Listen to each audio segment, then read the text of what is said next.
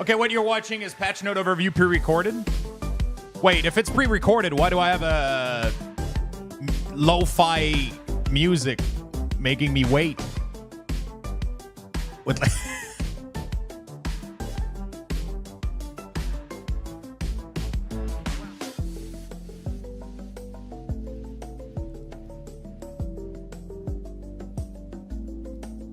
scheduled release because they're live.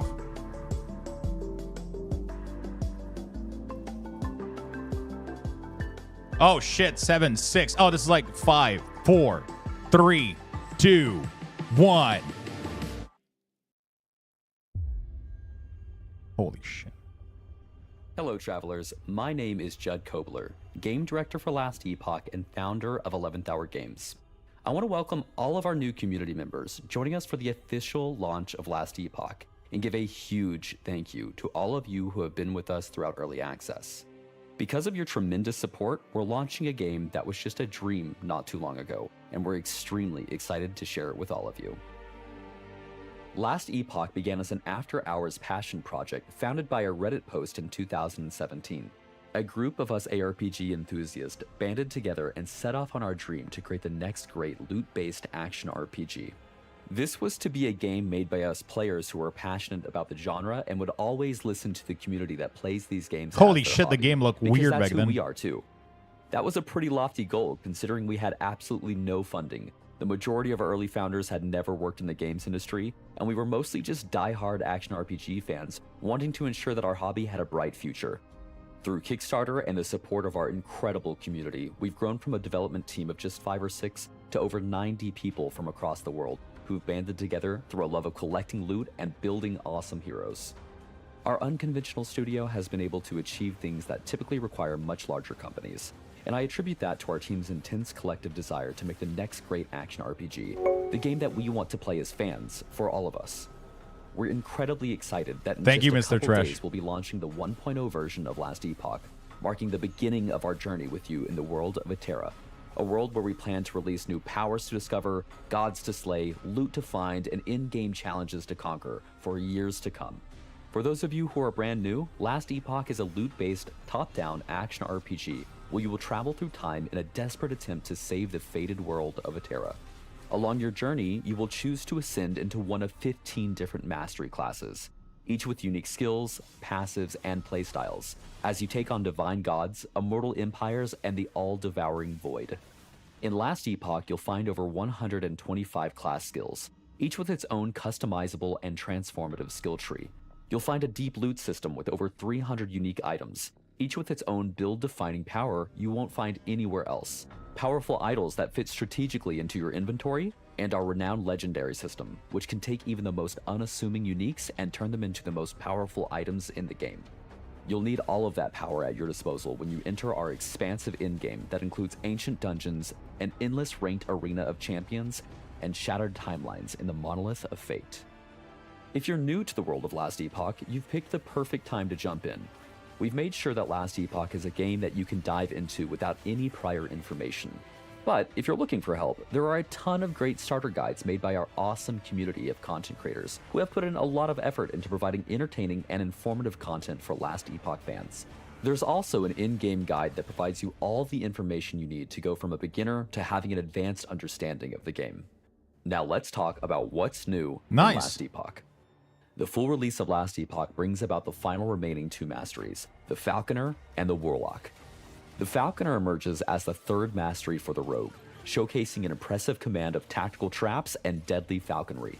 With her fierce avian companion, she weaves through the battlefield with quick wits and unscrupulous tactics, forging an unbreakable bond with her Falcon ally through the falconry skill. Initiating Falcon strikes and deploying skills like dive bomb and aerial assault, the Falconer brings tactical chaos to the battlefield, leaving her enemies unsure of what they should fear next, the Talon or the Blade. Along with the new class comes some exciting new unique items that empower new playstyles if you're lucky enough to find them. Today, I want to show off Falcon Fists. This rare unique lets you dive all in on empowering your Falcon's attacks while turning your melee hits into an explosive Falcon Punch. Finally, stepping out of the darkness is the long-awaited Warlock, a new class mastery for the Acolyte set on tearing into the essence of her foes, twisting and corrupting their spirits. Fuck. The Warlock wields an arsenal of new curses, each uniquely Holy designed shit. to dim the mind, break the body, and inflict pain. Rain Falcon down chaos bolts, punch. feast on the souls of your enemies, and break open the ground, unleashing destructive necrotic energy and unyielding undead husks. Dude, Warlock looks What so Warlock is good. complete without an arsenal of unique items to curse and corrupt their foes? One such treasure is quite literally the spine of your enemies, turning your chthonic fissure into a set of rapidly striking flame whips. The Warlock and Falconer aren't the only travelers who will be wielding new skills in Atera. The Primalist is adding 2 new powerful skills to his arsenal: Gathering Storm, which calls down bolts of lightnings upon the enemies around you, and a redesigned Tempest Strike, which wields the power of wind, frost, and thunder, with all 3 elements coming to bear at the tip of your weapon. The Paladin is receiving a powerful new skill tree to complete his divine arsenal. In addition to erupting Holy Judgment and protecting allies with auras and sigils, the Paladin will harness the power of Healing Hands, a skill capable of keeping allies alive as well as burning the evil out from the enemies of Atera, especially the undead and void abominations. We continue to improve, update, and strengthen every mastery in Atera. Countless skills have been rebalanced and modified. Our current page count for balance and updates is clocking in at 32 pages. You can find all of the details on our forums. I'm excited to share with you the immense amount of visual and gameplay feel improvements coming with the full release of Last Epoch. For 1.0, we have overhauled and updated all of our character rigs and every single character animation in the game. This means that characters move more dynamically, their attack animations feel more impactful, and individual character identities and movements are able to shine through. You will also notice interface enhancements everywhere you look. We've taken a lot of time to improve the user interface visuals and provide better information across the game. We've made big updates to lighting 42 and page of with changes? new tech that will be immediately noticeable to all returning Last Epoch players and tremendously improves the overall visual You're feeling quality comfy with of a the game. Sentinel? Nice. Hi, Additionally, Beastie. we've added scene variants, which introduces random This weather, is insane. season, and vegetation visuals throughout the echoes of the monolith. This is We're also insane. bringing many new and updated enemies to the world of Atera that you will Holy find all shit. throughout the game, including in many campaign zones that have had significant updates. You'll notice wolves, bears, saber-tooths, and more have been updated, and of course, for you Primalist players, your companions are no exception. For combat, we've made many improvements in addition to animation updates, including improved damage numbers that react to the direction of impact, increased hit sounds in the audio mix, brought back screen shake settings, and increased the visual weight of some hit effects. This has combat feeling better than ever. We've added a significant amount of new 2D and 3D visuals for character gear and items, including new item tooltips that truly showcase the outstanding loot in Atera. Earlier this year, we released information on our much-anticipated Item Factions system, and we are excited to see players get to experience this for the very first time with this release. Will you choose to align with the Merchants Guild and gain access to the bustling bazaar That's gonna be and an good. economy of travelers and trade, all collectively bargaining and hunting for the best items Atera has to offer? Or will you join the Circle of Fortune, set your sights to the stars, and increase your chances of finding the ultimate weapons and armor through prophecy? Either way you choose to hunt for incredible items in Last Epoch, you won't have to worry about your friends losing out on the perfect upgrade that happens to drop for them while they're away. With a new resonance system, you will have a chance to gain resonance with your friends who you fight alongside. This is Using the cool resonance part. I will like allow this you a to get lot. items directly to your friends. But be sure to be picky, as is good. resonances are powerful resources. COF is the way. That's going to be my Our way full for sure. release is also bringing a staggering amount of balance updates, new unique items, new item affixes, Dude. new item bases, and much, much more. Boom. If you'd like to learn everything that is coming in Last Epoch 1.0, please visit our patch notes on the forum using the link in the description down below.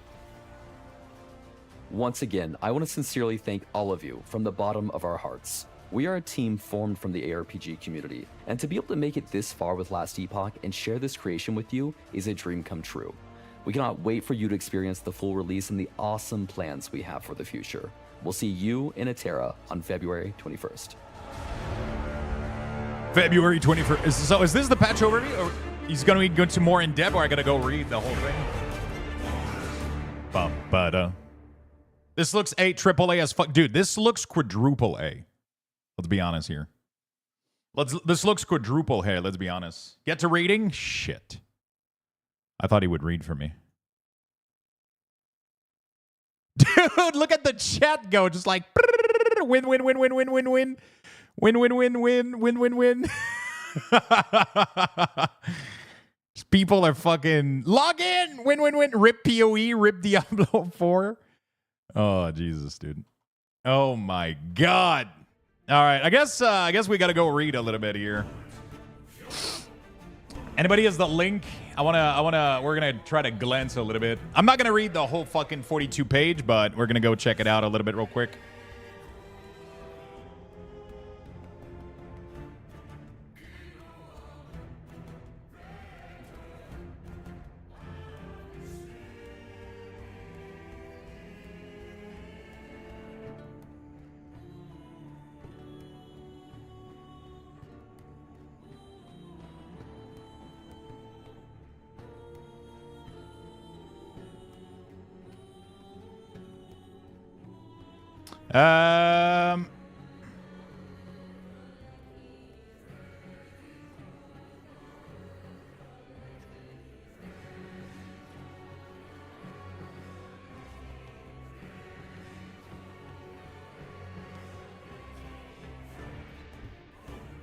There we go. Thank you.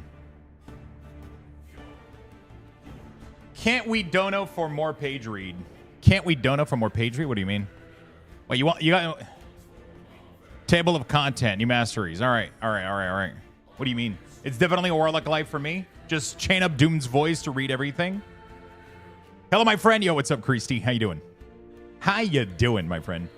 Sponsor a page read? How much do we charge for reading a page? Jesus Christ.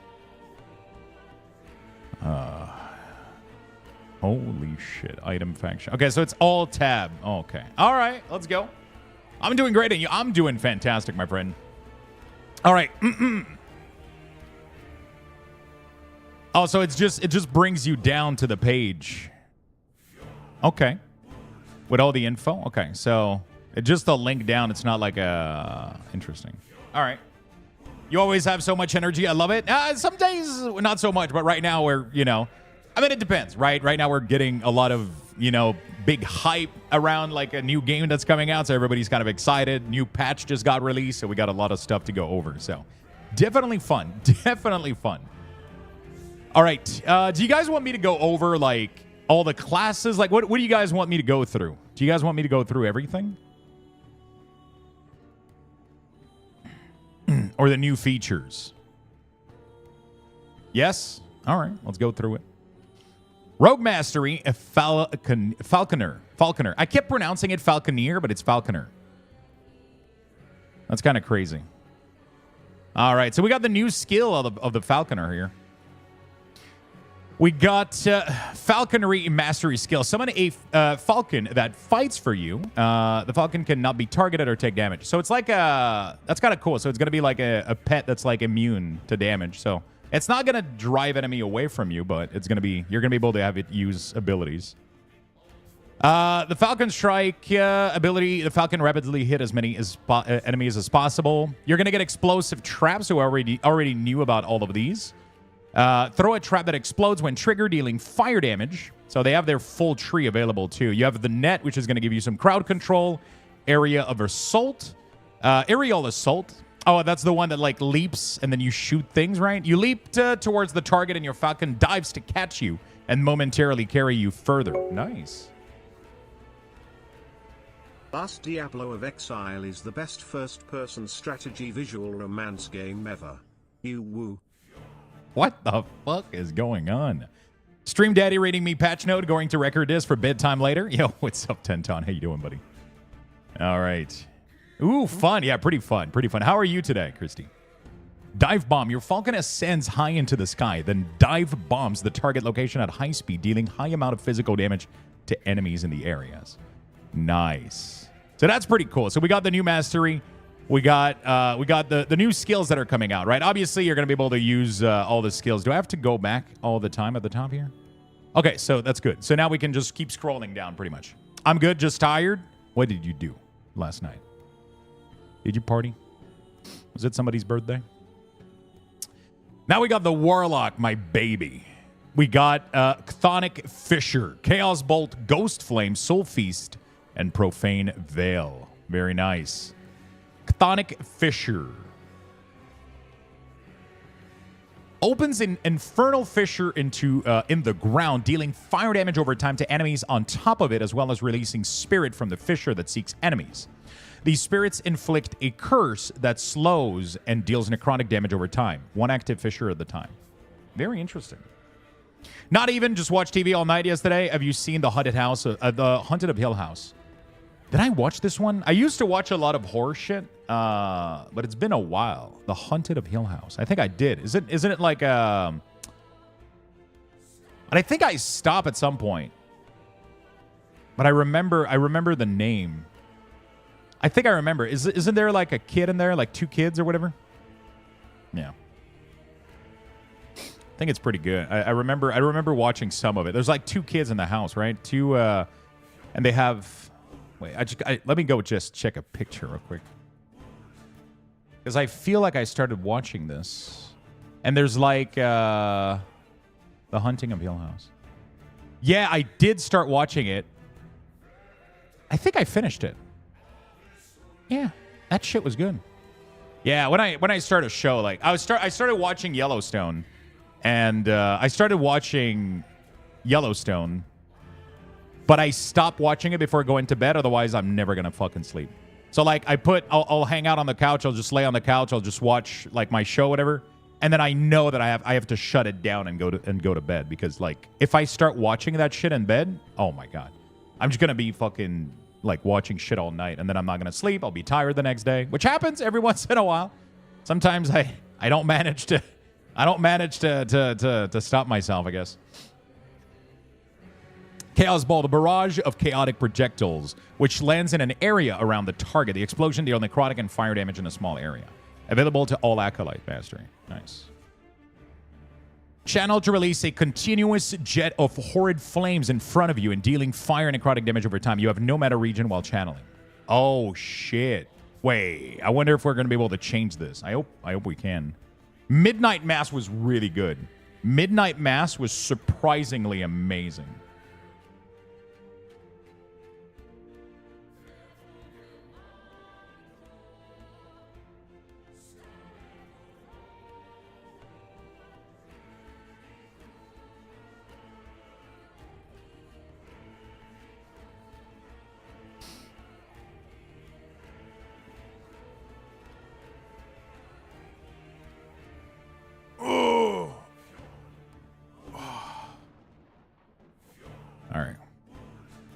They nerf squirrel damage? Oh, no.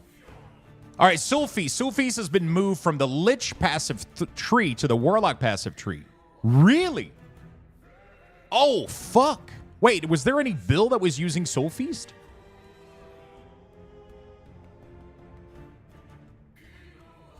Wait, what replaces Soul Feast for Lich? Feast on the souls of cursed enemy, dealing necrotic damage to them and drawing fragment of their souls back to you. These soul fragment grant 3 ward when they reached you. Feast upon 13 enemy, prioritizing those closest to you. Okay. Profane Veil. Channel to conceal yourself within a profane veil that deals necrotic damage over time to enemies around you. While concealed, you dodge every hit, but you still take damage over time effects such as ailment, and you move more slowly. Okay, so this is literally like Blood Mist. From, sorry, I'm getting some hiccups. This is literally Blood Mist, like a Blood Mist type of skill from, like, Diablo style. But it doesn't make you fully immune, but almost. Almost fully immune. All right, so now into the item faction. So we got the Circle of Fortune and the Merchants Guild. It's pretty easy. It's mostly, do you want to play, like, without trading, without the auction house, but you find more loot? You either, you know, like you can find more loot, but you don't get access to the auction house, or you find regular amount of loot, but you can trade with other people in the auction house. So it's pretty straightforward, but you get like a pretty good overview here of what these two factions are going to do and all that stuff. You have a full video on this, which is pretty nice. Your first opportunity to join either the Merchants Guild or the Circle of Fortune comes with your arrival to the Upper District in the Great Mercantile City.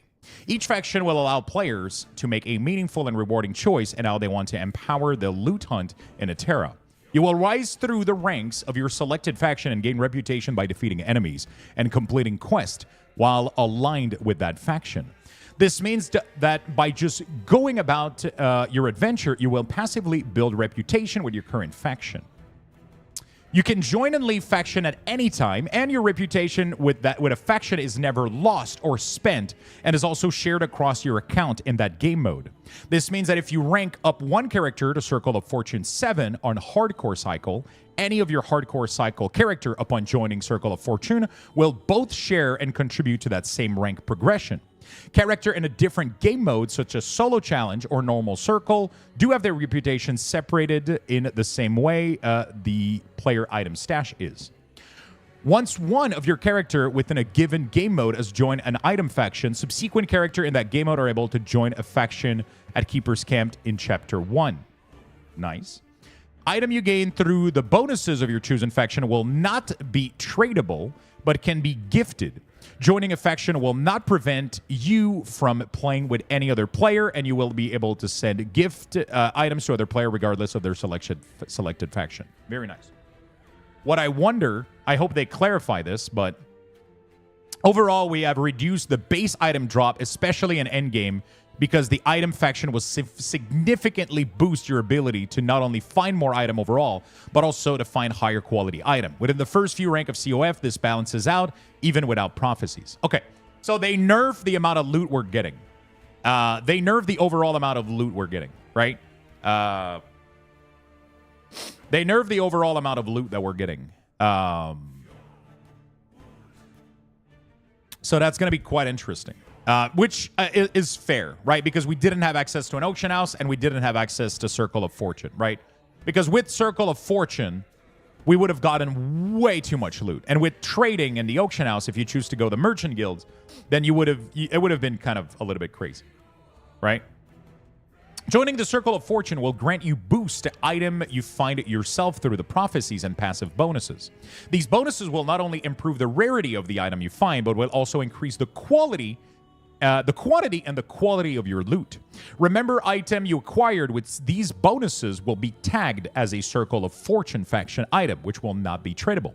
Additionally, item found in the level 60 plus zone by characters who have left the Circle of Fortune are not aligned with any faction will not be tradable. Player who wants to find tradable item after leaving the Circle of Fortune needs to align with the Merchant's Guild. By choosing to align with the Circle of Fortune, you will be directed to visit the Observatory, located in northern Maj'Elka in the Divine Era. The Observatory serves as the Cycle of Fortune primary hub. Very nice. Prophecies and lenses. Prophecies are pseudo-item which can be purchased in the Observatory that cause certain item drops or increase the odds of higher tier affixes being generated on an item when you complete the requirement listed on the prophecy. The prophecy event will outline what particular event needs to occur in order for the prophecy to trigger. Some example events are Death of Chronomancer Julra, Death of Arena Champion, Death of X number of enemies, or Death of X number of siege golems. In the Observatory, you can acquire prophecy by spending favor through one of the 4 telescopes. Each telescope offers prophecies for specific item types, armor, weapons, idols, and crafting materials and accessories. You will also be able to modify your telescopes using lenses to change the type or value of rewards from prophecies or to change the requirement of the prophecies events. Lens offer a lot of power to customize the randomness of prophecies and focus them on items, on type of items you want, as well as the activities you want to do. There's a lot of room for more types of lenses to be added in the future, though these will be the 4 types available with 1.0. So that's really, really cool. So you buy like an item, and then I'm assuming you carry it with you, and then as soon as you complete it, it just bursts into loot, maybe? That's quite interesting. Yep, so you can go from COF to Merchant. So you can start the game being full COF, and then at any point you can swap to Merchant's Guild and level, but you have to re-level the merchant. You have to level the Merchant's Guild because you left. So you level the Circle of Fortune, let's say to level 10 faction, right? Reputation. If you leave it, it will stay level 10, so that if you go back to it, you know. But then if you go Merchant, you have to level Merchant. That allows you to trade the new loot you found to be traded, but the previous loot you found with Circle of Fortune is tagged as Circle of Fortune. Right? Um...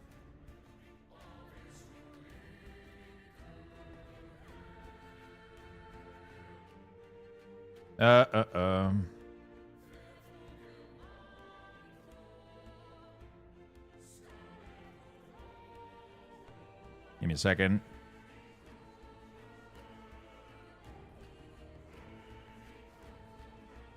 All right, we're gonna continue. Did you guys enjoy me reading through the patch note? Can you guys understand? Like, you know, is it easier for you guys to go through it, or you prefer reading it? I'm curious on the rank 9 perk of COF will work, though, like some sets are actually spread out. For example, Lich Scorn, you were farming for your Cold Necro drops in blood timeline. But the other part of that set drop in a dungeon. Oh, yeah? Okay. All right.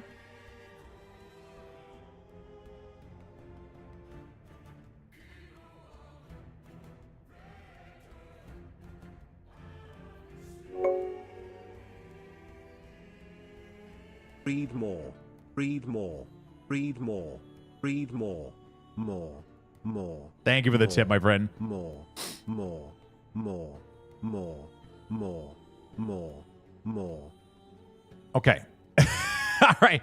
Joining the Merchants Guild give you the ability to trade item with other players through the Bazaar and directly player to player. The Bazaar will be a new town you find will be in a new town you can find it just north of Mej Elka in the Divine area. Your rank with the Merchants Guild will determine what kind of trade you'll be entrusted with, meaning that with more reputation comes the opportunity to both obtain more powerful and sought after items. Okay, so if you're not, you can trade player to player directly, and you can put item on the auction house on the Bazaar. If you're Circle of Fortune, you cannot trade player to player, and you cannot use the auction house. That is very important to understand, right?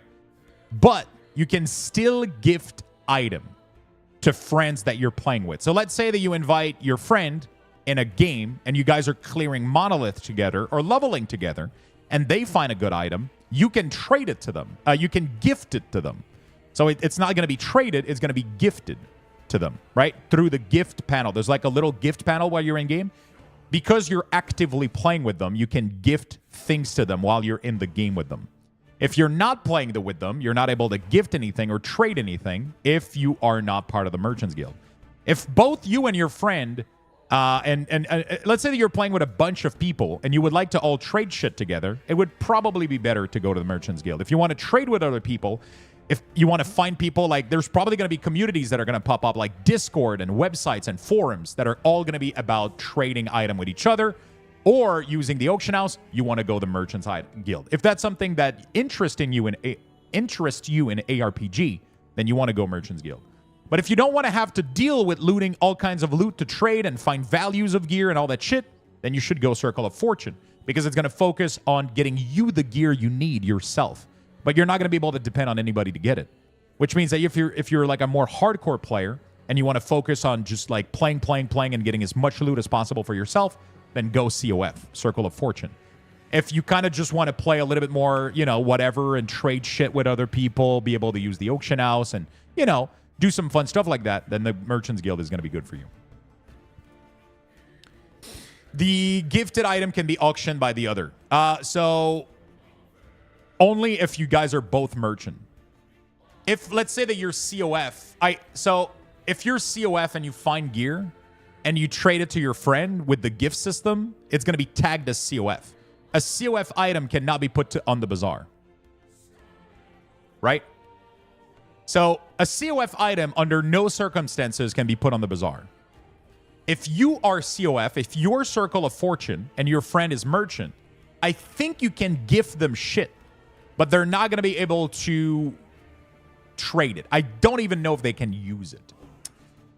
I don't know. They haven't specified this, but I think they might not be able.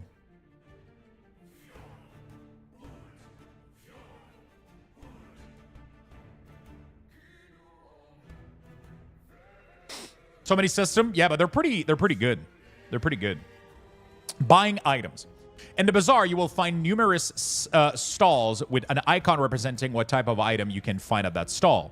At the stall, you'll be able to purchase the specific item type from players across the world who are participating into the same game mode, such as Hardcore Cycle.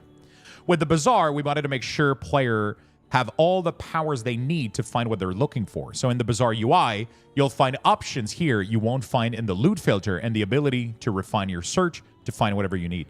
Fun fact, the Bazaar backend code was worked on and developed by the person that makes the add-on Trade Skill Master on World of Warcraft. Fun fact. The Bazaar is one of the system that person worked on, is the person that made TSM for World of Warcraft. They were actually in our chat the other day. The author of TSM was actually in chat the other day. And he's one of the developer for Last Epoch, which is fucking insane. That is so cool. If you want to purchase an item directly from another player, you will both need to be in the Merchants Guild and in the same town. You will be able to initiate player-to-player trade by simply right-clicking on the player when you're nearby.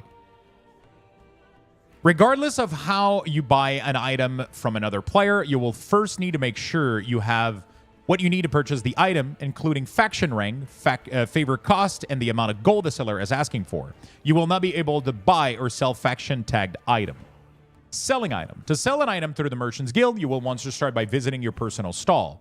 This can be accessed through any vendor in the Bazaar or by speaking to Kubra, a Merchant Guild NPC. In the stall UI, you will be able to easily list an item in the Merchants Guild, and the Merchants Guild will automatically assign a favorite cost to the item listed based on the item quality. List the required rank and provide you an input box to enter the asking price for the item. Trading directly with a player will work the same, but will require you to be in the same town and both in the Merchants Guild. You'll be able to sell any item regardless of rank in the Masters Guild as long as it is not a faction-tagged item or an item otherwise marked as cannot be traded. However, selling an item will still cost 1/4 of the favor required to purchase the item. Interesting. So there's always going to be a cost on top of gold, which is favor. This is going to be done, I think, to limit real money trading and shit, like of, you know. So you need to play the game to earn favor that allows you to then trade on the auction house and with other player. It's not just, you can't just go in the town, which is really, really cool, by the way. They're making a town just made for trading, which means you cannot trade anywhere else. You have to go to the trading town, which is kind of cool. You know.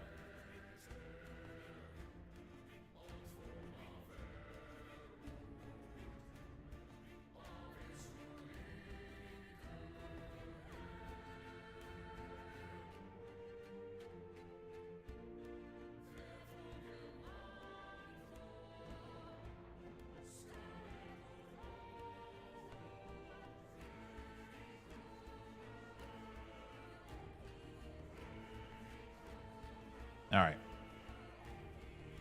So Merchant and COF can't trade with each other. Exactly. I mean, COF cannot even trade. They can't trade at all.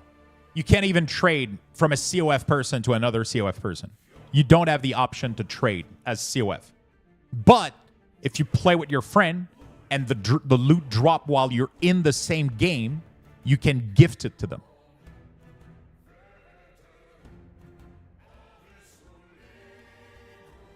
So if you invite your friend to a party and you guys clear content together and a really, really cool item drop, you can gift it to them. But you're never, let's say that you play on your own as a COF person, you will never be able to trade the loot you find with anybody. It is your loot. You're effectively playing solo self-found, right? You can play with other people, you can play with them, but you're still self-found. Because you're increasing the amount of loot being dropped, so they block your trading. That's the trade-off. You either increase the amount of loot you get and you sacrifice trading, or you allow yourself to trade and you don't get the loot boost, right? You have to make that decision, which is where this is really, really interesting. For me, it really, really comes down to something very simple. It is just, do I want to spend my time looking for shit that might be worth something? Do I want to do that? No, I don't personally want to do that. So, and yes, it's not a permanent decision. You're not penalized for making the choice, right?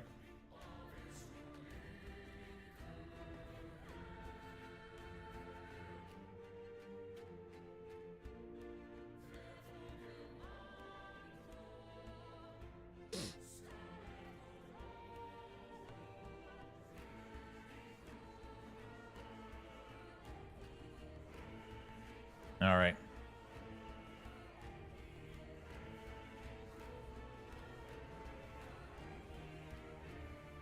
Bum, ba, bum, bum, ba, bum. All right.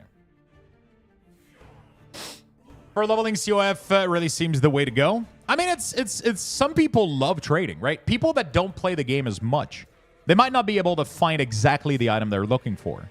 So, just to sue the battlefield drums, yeah, I keep doing the dum dum dum dum dum dum. All right.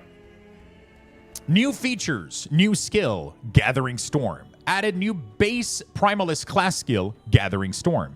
The Ice Thorn skill has been removed and replaced. But yeah, Ice Thorn was boring as fuck. It was really... Like, when you start leveling Primalists and you add Ice Thorn, it just felt, like, so off. It was like, what the fuck? Like, what the fuck? Like, it just felt off as fuck. And now, like, you're getting a cool AoE Lightning Storm, which is nice. Unlock at level 2. Strike your enemy with a mighty lightning-powered storm. That's really cool. So it's just like a big storm that you have around you, and it just keeps striking enemy around you as long as it's active, right? And then they're reworking Primalist skill Tempest Strike. So that's being revisited. It's unlocked at level 10, and it's a psycho combo thing. So you press it once, it will do cold, then physical, then lightning damage. So that's really, really cool. So if you want to play like something like an elemental or an Enhancement Shaman type of class, Primalist is definitely for you. Healing Hand. Added skill tree for Paladin Mastery skill Healing Hand. Wait, right now there's no skill tree for Healing Hand?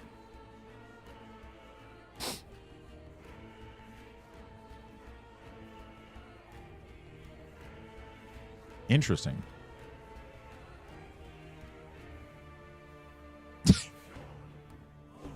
Void, we all know, we all saw what you did. All right, Resonance. So this is also very nice. Normally, player can gift an item to another player only if they were present when the item was found. Resonance are special item that expends item gifting, allowing players to gift specific item to players that they have played with frequently. When the player weren't together with them when it was found. Resonance are specific to an individual player, and in order to be found, players must play together for an extended period of time. So what that means is, let's say that I play with Alteration or Void for an extended period of time. I'll end up finding one of these items, a Resonance item, right? It allows me to trade certain item with them or to gift them certain item. So what that allows me to do is if I play with, let's say I play with Void for like a week straight. While we're playing together, we're going to drop these items, and it's going to say that it resonates with the name of the person, okay? If I then play solo by myself, and I drop a really, really good item that would be really, really good for my friend, I'm allowed to gift it to them. Not trade. Gifting and trading are different things. Gifting doesn't have any cost. It's just, you just give the item to them. While trading, you need to be Merchants Guild, and you need to have favor in order to trade, right? So this allows you to gift the item to them even if you didn't found the item while you were playing with them. So this is really, really cool. This is a really, really, really neat system. Progress to once resonance drop only happens when defeating enemy that grants experience, and it's saved between sessions. It means that sometimes a resonance might drop very shortly after playing together again with the same player. Once found, the resonance tooltip displays the username it resonates with, and after being stored it by pressing the transfer material button on the inventory, it can be used to allow gifting of an otherwise eligible player item to that player. There's two types of resonance. Golden resonance is a more common one that allows the gifting of normal, magic, rare, set, unique item with no legendary potential, and idols. Obsidian resonance is much rarer, needed to be used when attempting to gift exalted uniques with legendary potential and legendary item. Oh, fuck. Wait, you can gift legendary item to people? Interesting.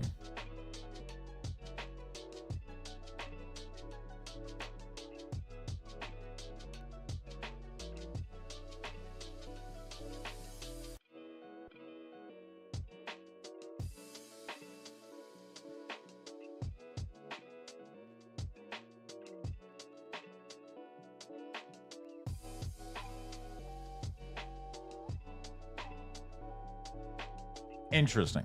Residents do not change any item use requirements as satisfaction rank requirement.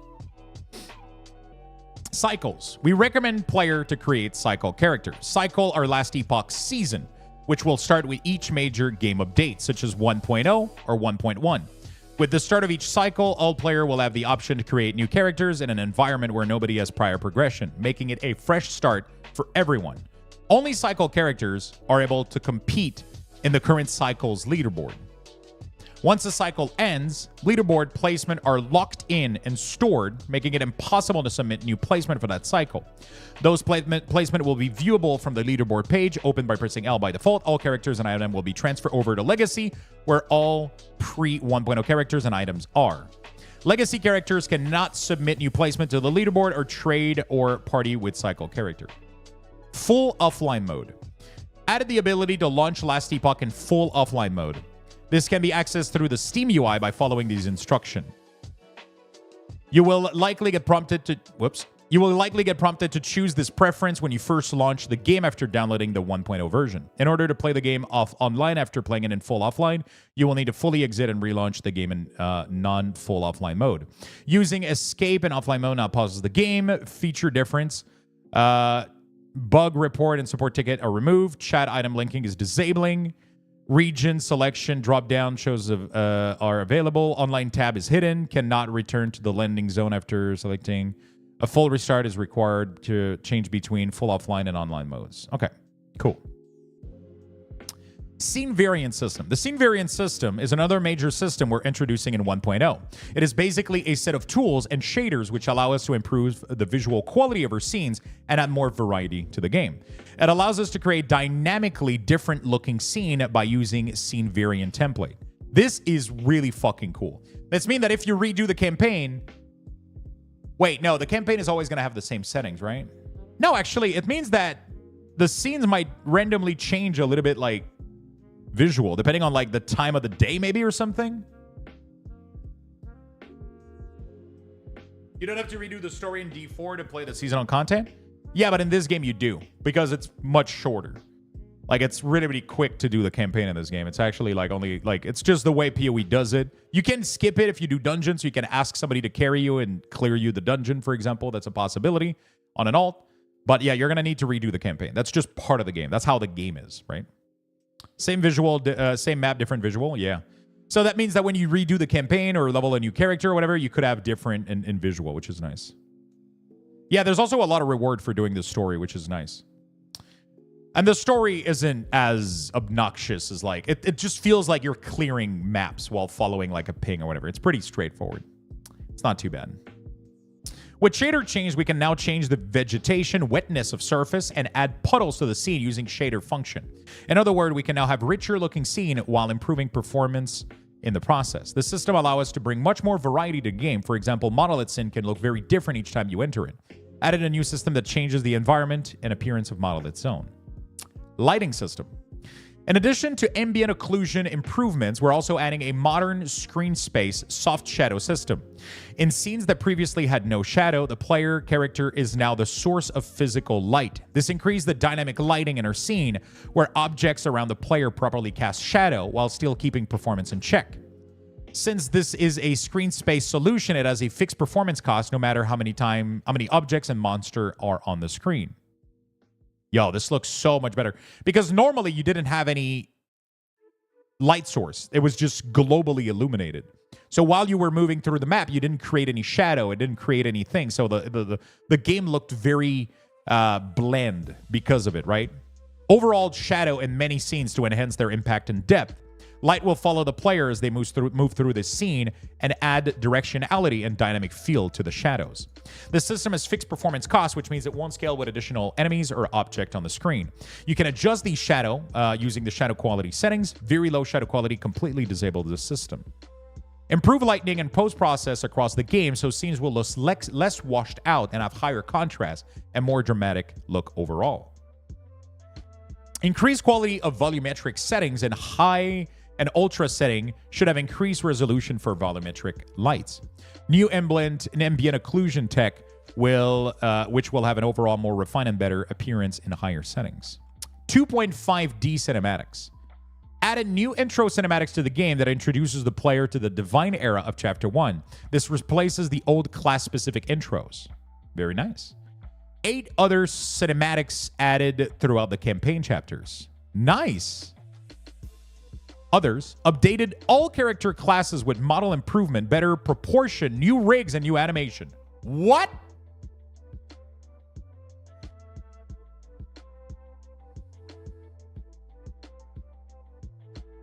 Holy shit, that's big. Because there was some proportion issue with Druid, and some characters, like Julia mentioned it, some characters had like bigger arms a little bit. And it definitely looked off in some settings. It definitely looked off in some settings. Interesting.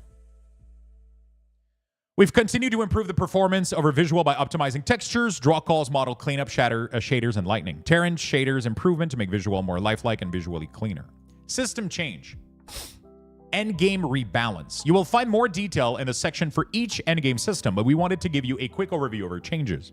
We made enemy power comes less from endgame modifiers and more from the inherent strength of higher level enemy and the base effect of corruption, primarily to achieve a more predictable experience in high corruption monolith. Specific corruption values should feel like they mean something in terms of difficulty instead of a difficulty varying so wildly based on current mods. To achieve this, enemies have been buffed globally at higher level. Corruption scaling has been increased. Monolith mod have shorter duration and no longer scale with corruption, and higher level dungeons and arena mobs have been reduced in power. Overall, we have increased enemies' health and damage globally above 60 by around 5%, at level 80 at around 25%. Globally at above 60 by around 5% at level 80 and around 25% at level 100. Okay. Disable bonus XP from arena for character above level 50. Certain arena mode, especially those specific to tier 3 and tier 4, have been adjusted to less impact the global enemy buff. However, these changes are smaller than the ones to dungeon mods, so T3 and T4 arena will now noticeably harder than before. Because we have buffed enemy globally overall, we expect it will be more difficult at a baseline. We've also changed the scalings of enemy for Endless Arena past wave 100 to be much faster. For example, wave 140 is equivalent to the old wave 200, and wave 320 is equivalent to the old wave 500. Consequently, achieving higher tier of Endless Arena is now much harder. Interesting. Are they going to reset the leaderboard pre 1.0? Otherwise, it's never going to be able. It's never going to be able to. For people that, okay, this is a really good reason to play Cycle. Otherwise, you can never compete in the leaderboard on Legacy. But they might reset the leaderboard in Legacy, though. I don't know. They might reset those. I don't know. Many campaign scenes have been tuned to look and perform better. New visual element has been added to the end of time. Encounters in Chapter 4, 5, and 6 have been overhauled. Nearly all 4, 5, and 6 scenes contain semi-randomized and fully randomized enemy placement. Many enemies with old model have been removed, normal, Jewel Spider, and old Chimera. Many enemies with new model have been added, such as Zombie Hound, Undead Hydra, and Bone Mimics. Other enemies have been shifted around and rebalanced. The Wraith Dune no longer has infinitely spawning Wraiths. Various bugs with Imperial enemies have been fixed. All Scorpion enemy except for the Gem Scorpion boss and Voidstone Scorpion now do use the new Scorpion model. Larger Imperial enemies such as Immortal Eyes and Desecrated Flesh are now always rare. Quest encounter in 4 and 5 that previously involved a rare enemy now always feature a unique mini-boss. Nice. Chapter 4 also has additional mini-bosses in various zones. Town waypoint now automatically unlock upon entering the zone. Fuck yes. Oh my god. This was the bane of my fucking existence. I kept going into town, not walking to the waypoint, and then I would kept going with my quests because the waypoint was too far away from the main town NPCs, right? And it kept happening in Obo Era, whatever the fuck, like the winter town. Because the waypoint is in fucking Narnia on the right. So I kept going to the middle, to the vendors, and then I just went on with my quests. And then I realized I couldn't go back. And I was like, fuck. And then it bugged me like a couple of times, so that's really, really good. That's really, really good. Time Rift Portal now says what era it is taking you to in a transition notification. Nice. Enemies in Tier 1 dungeons deal 35% less damage and have 25% less health. Remove the entrance from all dungeon after the player has entered. You can no longer turn around and go back the way you entered. Lightless Harbor changes. They grant more experience, a lot more experience for all the monster. Interesting. T3 and T4 dungeon mods have been adjusted so that bosses for those tier have a similar power to before. However, this means that earlier part of the dungeon will be more difficult, especially the Soulfire Bastion. Monolith of Fate. Blessing changes. Grand Echo grants void resistance from... Okay, so they're buffing the minimum of all the resistance. They're buffing all of these, okay? Corruption scaling. These changes are intended to allow for faster progression through the monolith for characters that are capable of it.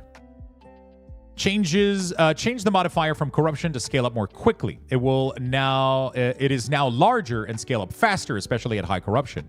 At corruption 100, it is 60% more damage and health from 50, and at 200, it is 170 from 100. Okay.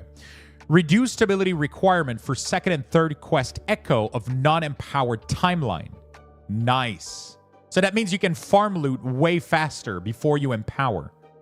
So if you want to farm like your piece of loot, you should be able to do it way faster. For example, if I go Fire Necromancer and I want the Dragon Flame Edict Staff before I try to empower my monolith, I can actually clear the monolith like a couple of times to try to farm it because it's pretty easy. It's like 50% chance to drop, right?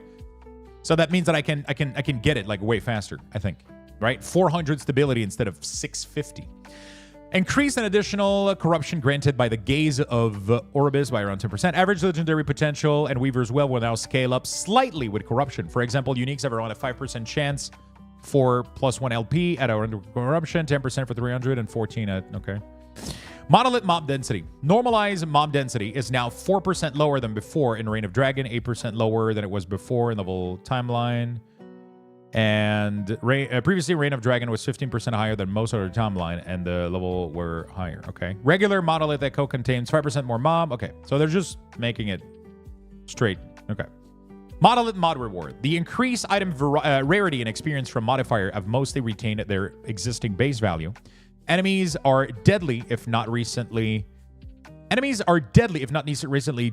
If not damaged recently, now grants 40% increased item rarity from 20 and 40% increased experience. Okay. Enemies enraged at half health now grants. Okay, so these are the modifier and what rewards they give. Okay, got it.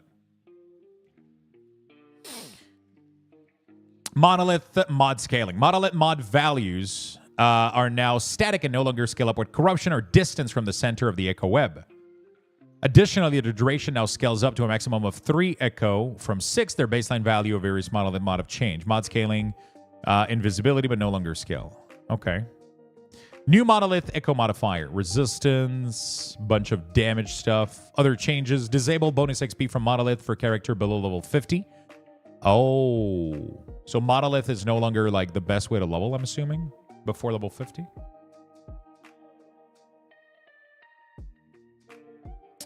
Eight new Monolith Echo have been added to the game. These include 2 Ruin Theme Echo, 3 Divine Theme Echo, 3 Imperial Theme Echo.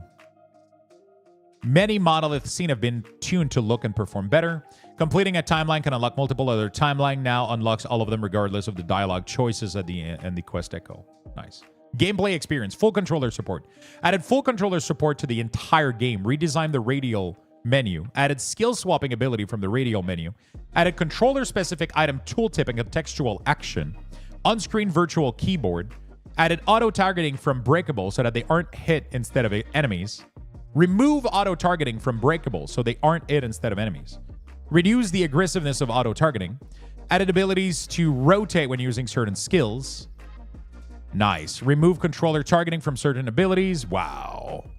Rework the targeting of various movements. Okay, so they literally fully made it functional and revamped it. That's crazy.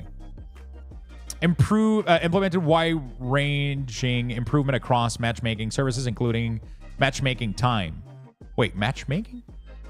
Parties always load in town together. Matchmake into more populated town. Reduce matchmaking failure and disconnect. Reduce occurrence of disconnect from portaling. Matchmaking when I'll always use preferred region. Max number of online character per player has been increased to 25 from 20. Character creation. Added solo challenge to online play. Continue to exist in offline play. This function the same as previous. Okay. Remove Masochist challenge mode and replace it with an item that replicates the functionality. This item can be found in the first area of the game. Okay. Mechanics. Added parry as a new defense type and a new affix. What? They're adding literally like a new stats. Parry is a defensive mechanic that grants a chance to negate all damage taken from the hits. However, unlike dodge, parrying does still count as being hit, and as a result of that ailment can still be applied. Parry has no effect against damage over time and is capped at 70%. Okay. Stun avoidance rework. Change how stun avoidance affects. It is now a flat percentage. Okay. It's like details that we don't really need to read too much. Other mechanic. Improve experience for skill with special requirements such as channel skill with weapon requirement. The grace period after changing zone is now also interrupted by using an instant. Boss is no longer pushable. When a player dies, their minions are now unsummoned. Added a cooldown to prevent player from opening portal rapidly. Player can now only be interacted by their creator. Portal can now only be interacted with by their creator. Okay.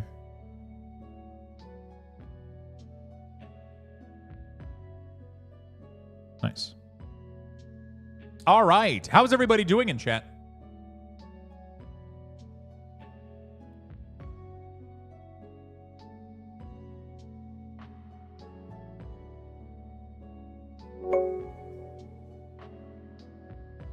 Hi, Lux and friends. Narosa.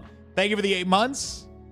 Thank you for the 8 months, my good friend. Really do appreciate it. Welcome back to the club. Hope you guys are enjoying the read-through. I know, like, I'm trying to skip, like, what isn't too relevant to me reading, but I hope you guys are enjoying it.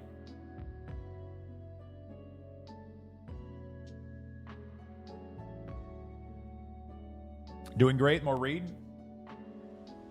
All right.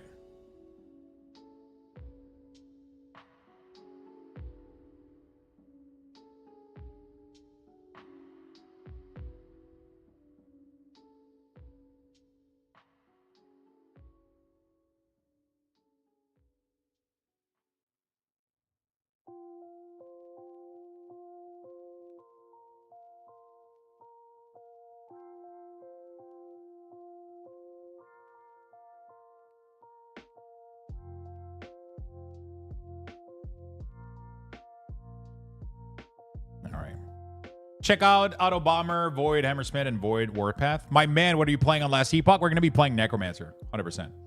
Assemble Abomination now grants 2% more damage per minion consumed, was 3. Oh, they're nerfing Assemble Abomination. Bone Golem. Bone Hell grants 12% more Bone Shatter, nerf. Amalgam of Mages now grant 12. Spore down from an increased stun. Cold Vengeance now grant cold resistance. Okay. Drain Life. Improve the positioning of the start of the beam to better match the Acolyte current size. Fix Waylays. Necrotic Feed Base Leech. Dread Shade. All for 1 grants 40% more damage to the 1 minion from 60. Infernal Shade Subjugation now scale up to a maximum bonus. Okay. Soul Feast. A lot of changes. Added a new node. Queens of Flies. Added a new node. Bones of the Accursed, which grants more percent. Okay. So they're redoing the a lot of the changes for Soul Feast to match more with Warlock, I would assume, right? No.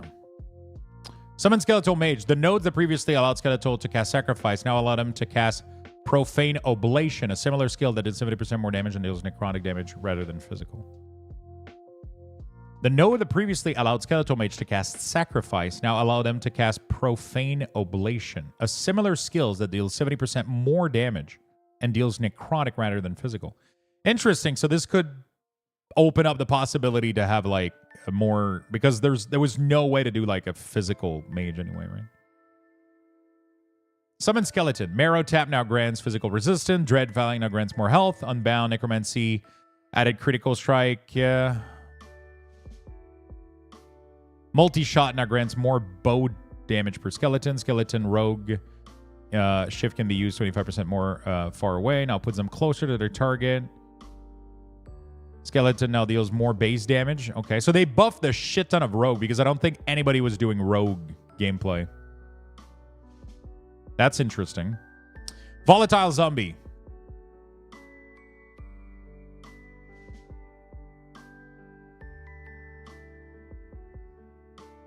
Summon Wraith. Flame Wraith projectile they cast last... The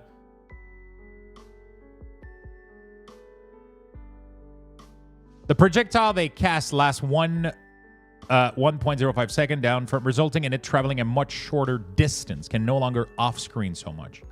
Oh, that's a nerf. And they have 20... Oh, shit. They just nerfed the shit out of Flame Wraith. What the fuck? Holy shit. That sucks.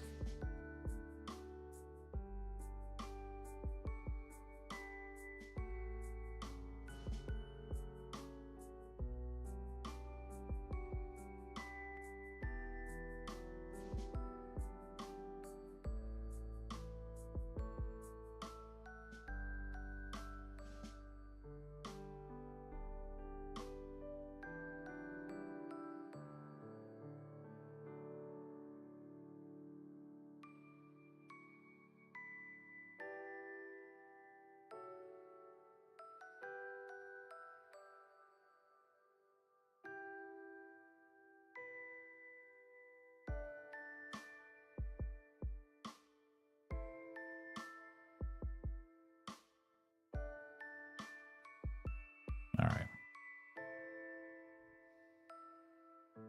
I'm going to go further with the pally I started. I was curious how the hammer chains in the tree perform. Adjust a mechanic for curse and new curse. The cryptifies and our curse that cause enemy to take more damage over time. Okay. Torment is a curse that deals necrotic damage over time and reduce movement speed. Okay. Mage skill changes. Arcane Ascendance. Black Hole. Okay, so this is all like tuning. Good morning. Yo, what's up, Dark Moon? How you doing, my good friend? Good morning, good afternoon. Elemental Nova, Fireball, Frost Claw, Frost Wall. All right. We're probably not going to go through every single class changes. But this is pretty cool. Primalist new skill, Earthquake. Fury of the Element now as a new functionality. No longer create a Lightning Storm. Now expend 5 Storm to... Okay. Fury Leap, Maelstrom. Summon Bear. Try to decide between WoW and Pal World. Good afternoon, Lux. Yo, what's up, Angry? How you doing? Summon Scorpion, Thorn Totem, Tornado, Upheaval, Warcry, Rogue Skill Change, Acid Flask, Ballista. Oh, shit. Oh, shit. They're buffing the shit out of Ballista. That's interesting. By 50% too, so that might be interesting. Falconeer Ballista sounds really, really fun, I'll be honest. Cinder Strike, Densing, Shift, Smoke Bomb. Erasing Strike. Wow. They literally buff Erasing Strike? Nice.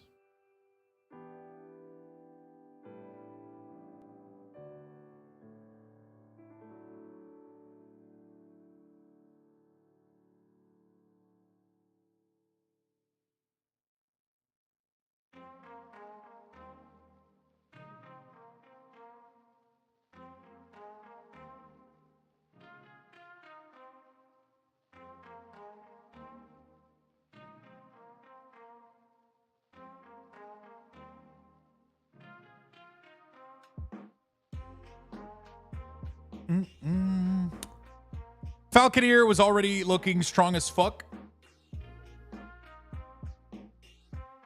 It is.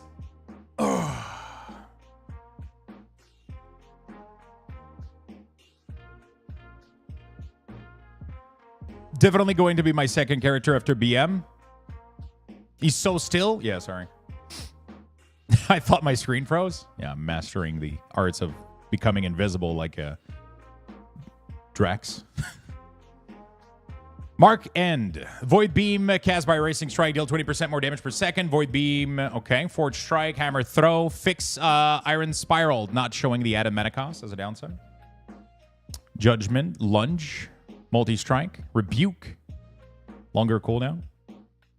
Ring of Shield. Rive. Shield Rush. Shield Throw. Added more damage.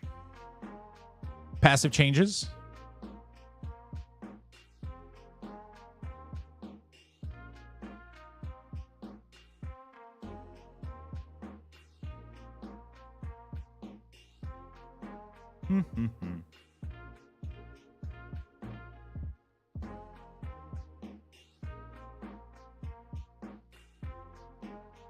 All right.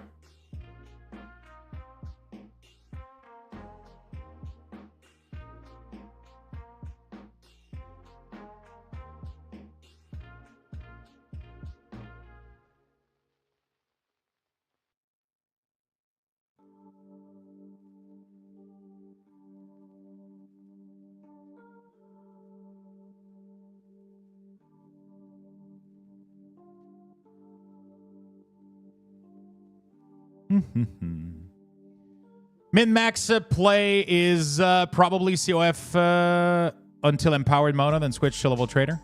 I don't think I'm going to go Trader just because I don't want to deal with having to loot item for other stuff, you know. Like, but, yeah, COF sounds really fun. I'm probably going to be COF all the time, honestly. I'm just going to stay COF because Trader implies that you probably want to start, like, min-maxing your trading a little bit and, like, you know, like, I mean, I don't know. I don't know how much you're going to care about gold. It's kind of weird because, like, COF is not even going to care that much about gold, which is kind of interesting. I mean, you're going to care for some things like gambling and shit on your own, but, like, you know, like, traders are going to want massive amount of gold and favor to be able to go get the items they want, right? But to maximize your gold, you're going to want to also loot stuff from other classes, which means your loot filter might be, like, a little bit more, you know, like, because you're going to be looking for anything that has value, right? So, which I don't think I'm in for. It was one of the thing that was kind of overwhelming for me at first, right? So, we'll see. I'm going to give you guys some Lux boxes, and then we'll get back to reading the patch note.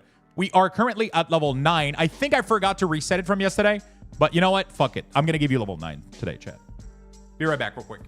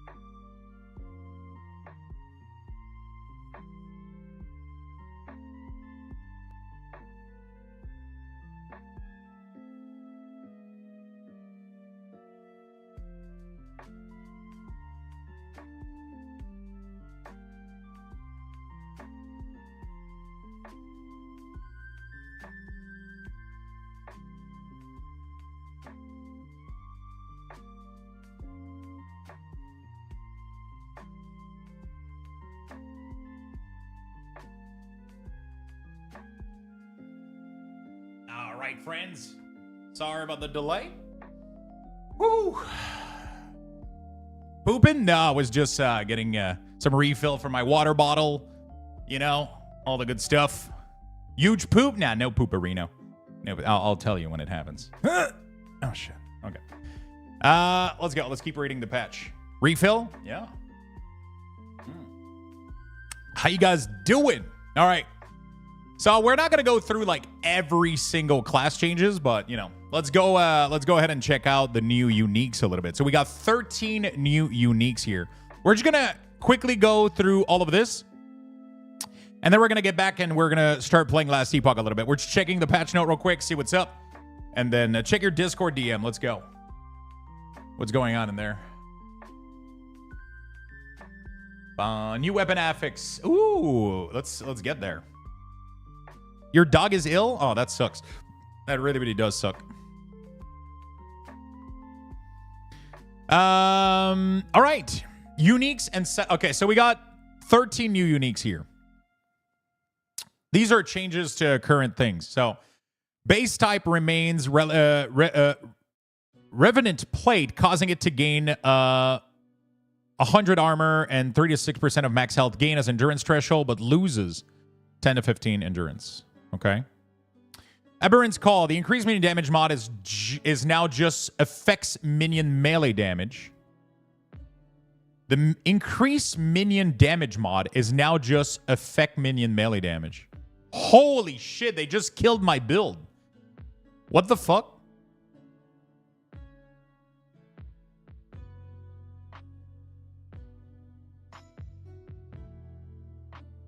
What the fuck? Like, one of the strongest build in the game for Necromancer just died.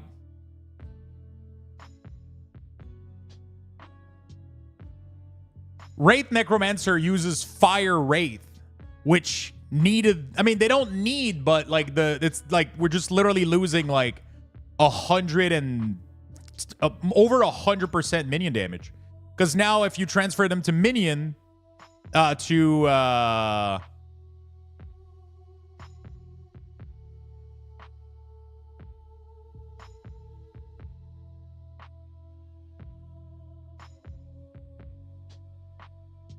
insane. The damage loss here is crazy.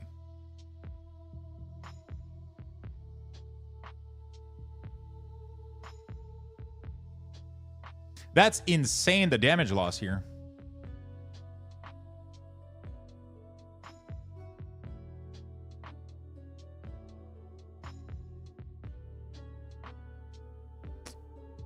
Yeah. I don't know. So this was the item before, right? Aberrant call. So this was the item before the nerf. So it had a modifier here that said 63 to 126% minion damage. But now that's being changed to only melee damage. I don't know why they would do that. Because now that kills so many build that transform Wraith into casters. Actually, I think there's only one. It was only fire minion. I don't know. That kind of sucks. Like, nerf it if you think it's too high, but don't completely obliterate it. Or just make it be Wraith damage. Actually, I don't understand why they would do that. It makes no fucking sense. Oh, shit. I don't understand. It's weird. Because you just kill a bunch of build by doing this. Whatever. I mean, you just make the item, like, not as good for... Now also grant increased minion movement speed. Who cares? Has an effective level of legendary potential from 38... from 10? I don't know what that means.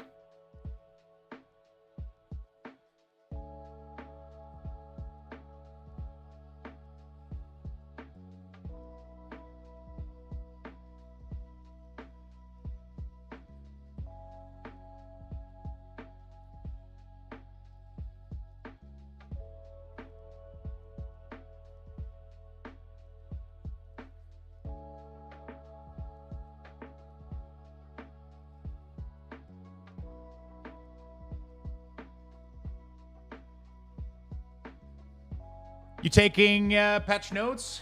You taking notes? No, I'm answering emails. Oh. I've been trying to finish writing an email for the past like 20 minutes. The Falcon chest, I mean. What I mentioned with the Falcon. So the higher this is, the more likely it is to have LP. Is that it?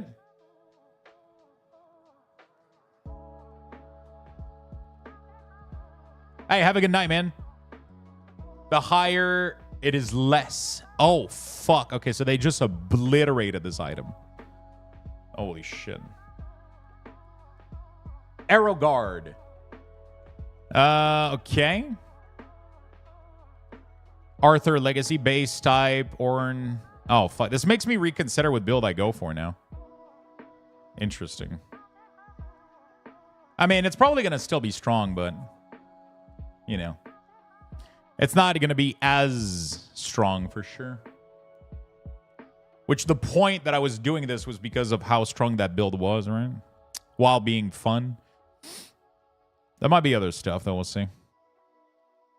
It's just because when you transfer the Fire Wraith, they nerf Fire Wraith on top of this too, right? So like, it's just like double nerf for this build with the Legendary being nerf and the Wraith themselves being nerf. They reduce their casting speed by 20%. The projectile doesn't go as far anymore. And they're losing like 120. That's weird. It means the potential of a unique is higher, so the LP roll chance is lower. They nerf Golem too, right? Seem they have a hard... Wait, did they nerf Golem? I didn't see the nerf for Golem. Nothing that was significant. Base type change from, okay, +1 to... Oh. Now grants 1 to 2 to all minion skills. Okay. As an effective level of legendary, okay, effective legendary potential. Wait, are you sure? No, I think it's the opposite, dude. Because this item has 0 legendary potential. Legendary potential, the higher the legendary potential, the higher chance it has to have more. Like, it has to be the other way around, Void.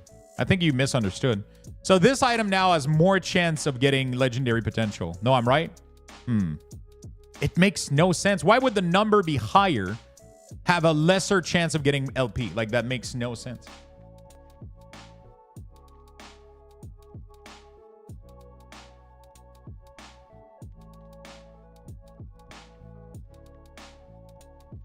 The higher the required level of the unique, the less likely it is to have LP. I'm so confused.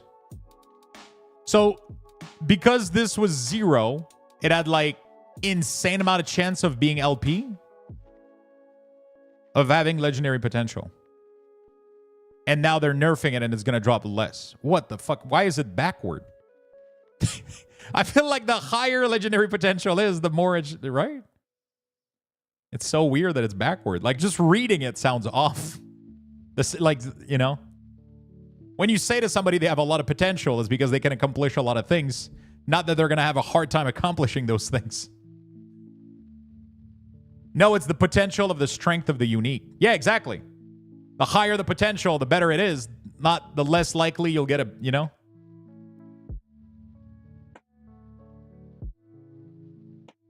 So it's a strong unique, so the potential is high. So the LP chance is low. Yeah, but it doesn't. This is not unique rating. It's called legendary potential. Like, that's the wording that fucks me up.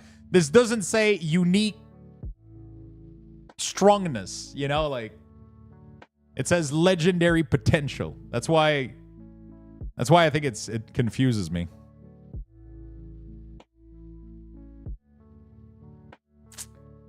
High-level uniques will generally drop with no or low legendary potential. Low-level uniques have much higher chance of rolling high legendary potential. Low-level uniques will generally low with more legendary. Finding a low-level unique with 4 legendary potential will still be very rare, but not as astronomically unlikely as finding an Omnis with 4 legendary potential. Yeah, okay.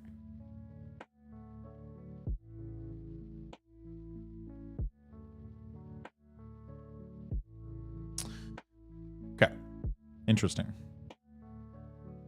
Bleeding Heart. Okay. Bucks of Hydra. Okay. Calamity is effective. Okay, so they're just like tuning in a lot of these. Death Rattle, they'll grant less crit. Wow, they're nerfing Minion a lot. It's a lot of shit that are nerfing Minion all over the place. I'm not liking this. Base type change, because like Death Rattle was a really good Minion, Nick. And it gives now like a shit ton of sacrifice, but like who gives a fuck? Base type change from okay. Health of Scurry. I found a rune to change unique ring. What do you mean? A rune to change unique ring.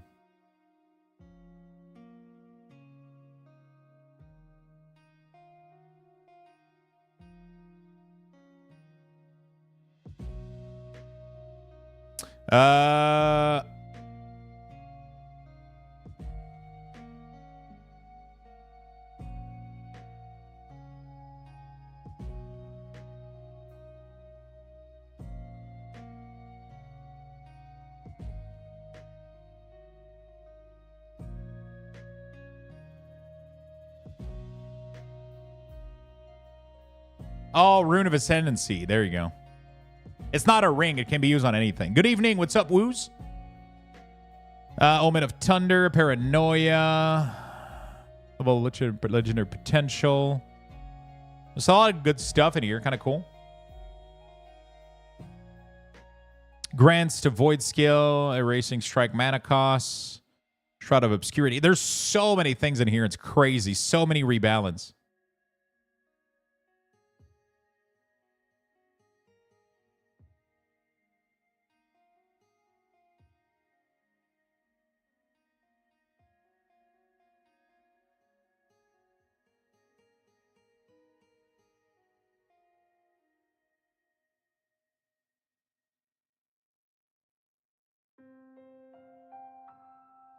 Rename to the Kestrel to avoid any confusion with the Falcon minion. Oh, interesting.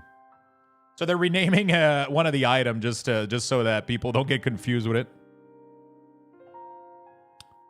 There we go. Which is, you know, makes sense.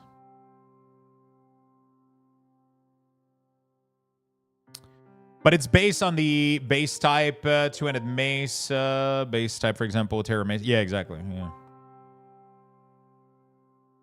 Is Necro basically mid now? No. Necro is still like really, really strong. It's just that they nerf some of the outlier build. It might become A instead of S now, for example. It's still really, really good. It's just that there was some. I mean, it's not all build that are really, really good, right? But it's like Wraith, Necromancer Wraith Fire build was one of the few big like S tier build that Necro had that was like kind of insane. And Abomination, they're nerfing both Abomination and the Wraith build to be more in line, which makes kind of sense, but it still kind of sucks, right? Well, you know. Flame Raid definitely took a hit. I don't even know if you still get a... I mean, you need a Bury Call, but you lose a massive modifier for sure. But yeah, it's still going to be usable for sure. It's still going to be usable. It's just, you know, it's not going to be SS tier. It might be A+ or some shit, you know. But it's fun when your build is S tier, right? Like, that's the thing. Base item. Added many new faction theme item that players can buy from Faction Gambler in favor. Added 4 new endgame caches containing rare and exalted version of all the base.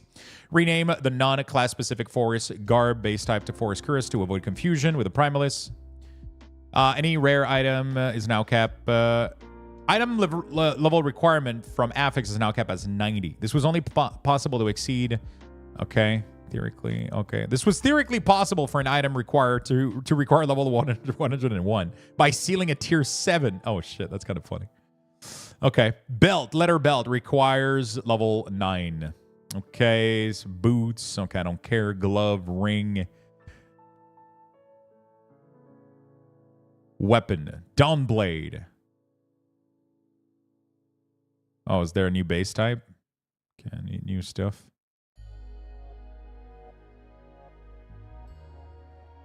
Weapon. Skeletal Scepter now as minion, increased minion damage. Oh, hold on a second. Oh, the Aberrant Call was a staff too, so it doesn't even have fucking weapon damage on it. Fuck.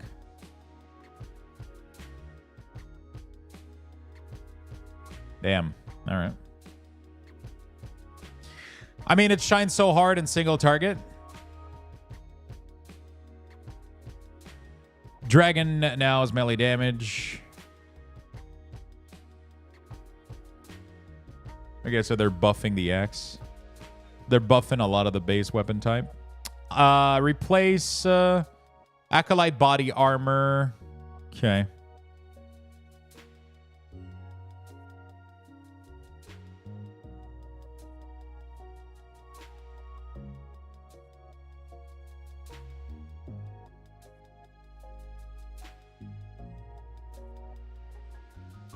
Acolyte helm.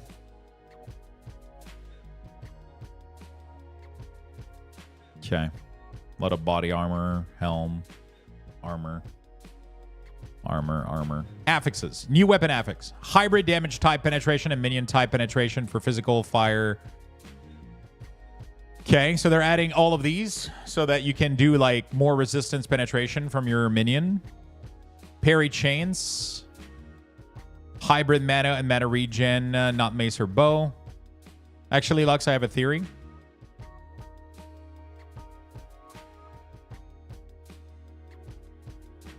Minion damage suffix has been changed to grant added damage.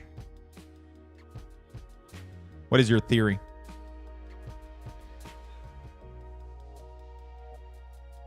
Hybrid minion melee damage and minion spell can now roll on staff. Aberrant Call was kind of easy to get. Maybe one of the uniques they added replaced the value of Aberrant and is more in line with getting a Scurry Helm. Maybe one of the uniques they added replaces the value of Aberrant's and is more in line with getting a Scurry Helm. But the problem is Aberrant's Call is it was like specific to this build, right? It gave you like more Wraith. It gave +3 skill to Wraith. It gives you 12 maximum Wraith. And it makes all of you like it was specifically made to make a Wraith build, right? You know what I'm saying?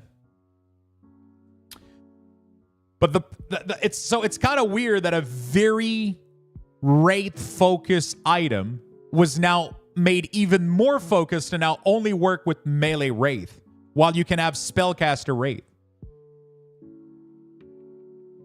I'm saying there's likely a high-level unique they added that gives plus minion damage. Yeah, but they still take this unique and now shape it into a unique that would work better in a melee build for Wraith. But then, so that just makes it so that caster Wraith gets, like, it's, it sounds weird. It sounds weird. Like, I would have just lowered the value. Like, lower the high end instead of being, or make it like, I don't know. Or make it a hybrid instead. Like, do increase melee amount by X and minion spell. They could have done one of the new hybrid. They could have literally just added this one to it. Melee plus X melee damage plus X spell damage. And then cap the value for the spell one to be like X and then this one to be higher. If they wanted to buff the, So at least it felt like the item wasn't completely like too focused on one side, But yeah, whatever. It's not the end of the world, like I said. It's just... Because we're already using like 3... Like this build was already using like a shit ton of unique.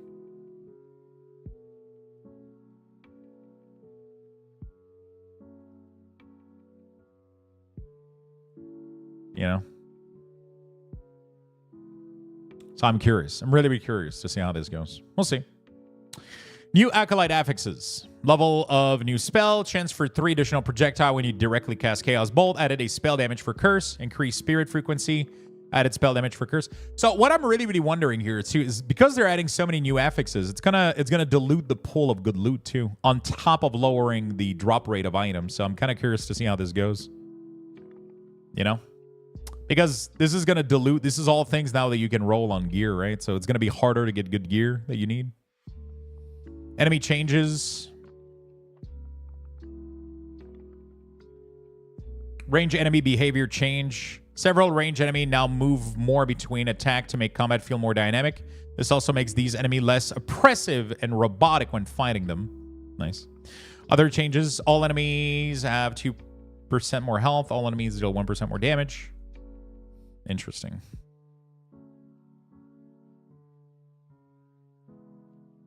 Other visual upgrade. Cosmetic. UI update. Added an experience panel that gives detailed information about your character's current level that can be accessed via hovering over the XP bar on the HUD of the level display. Oh, shit. Added a level display below the experience bar on the HUD. Nice. So we can see the level now. Bottom screen HUD icon shows you have new passes skill point. Unlock effects have effect for better visibility. Mono Arena don't give bonus XP to below 50 now. Yeah. Reperform health material have been slightly adjusted. Arena Wave HUD display. In-game chat to help improve layout. Localization. Menus. Map quest. Monolith. Panels. Social panel and experience. Sprite update. Tooltip. Tutorial.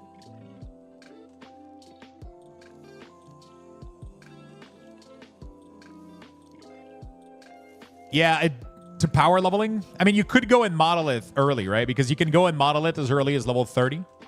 So you could power level. Yeah, you could power up the campaign to 30, then jump into Monolith early on like your alt character or whatever. And then go back and get your passive that you need or whatever, like. But now below 50, you no longer get the double XP value. So it it nerfs the yeah.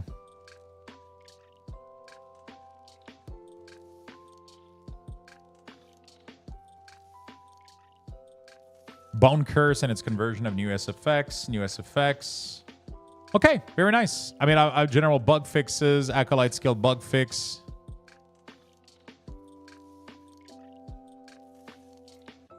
Pretty cool patch overall. What do you guys think? What do you guys think?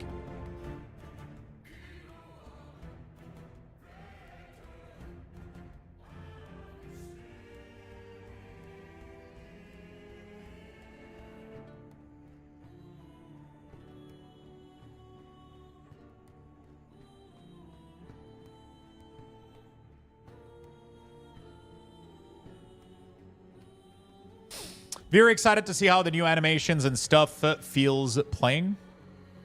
No Sentinel Penny nerf is a good day. My League starter got nerfed, but I'm fine with it. What is your League starter?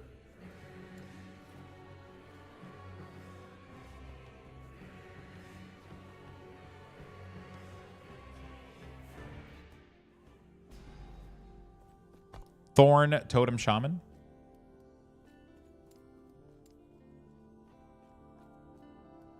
My League starter didn't get changed, but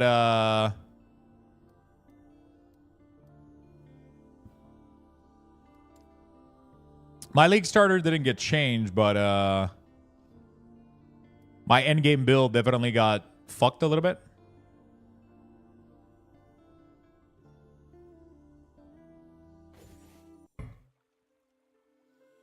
All right. Hopefully I was able to help you guys. I mean, I didn't read the entire patch note, but I did the best that I can to get like the good info, I guess, read through. But like there was a lot of detail, like very specific item details in there that are a little bit like much for me to fully read through, but there's a lot in the note. But we read like the big line, I guess, and you know, you can definitely go through, like, if I didn't read your specific class change and your specific item change and all that stuff, you can definitely go in there and read further into it. But,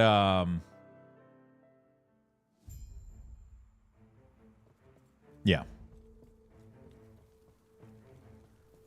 Forge Guard got some buff big time. Evening, Luxthos. What's up, and Pearson? How you doing, my friend?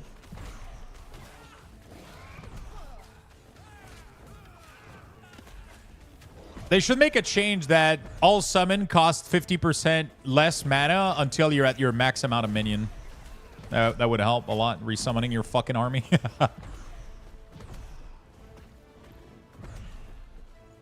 I don't think my starter got nerfed, though. I don't think they nerfed any of the minions that I'm using. So, like, leveling as fire is still going to be, like, insane.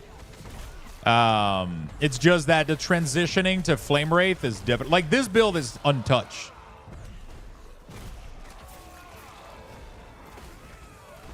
This leveling build right now is absolutely untouched, and it's like destroying shit like no tomorrow.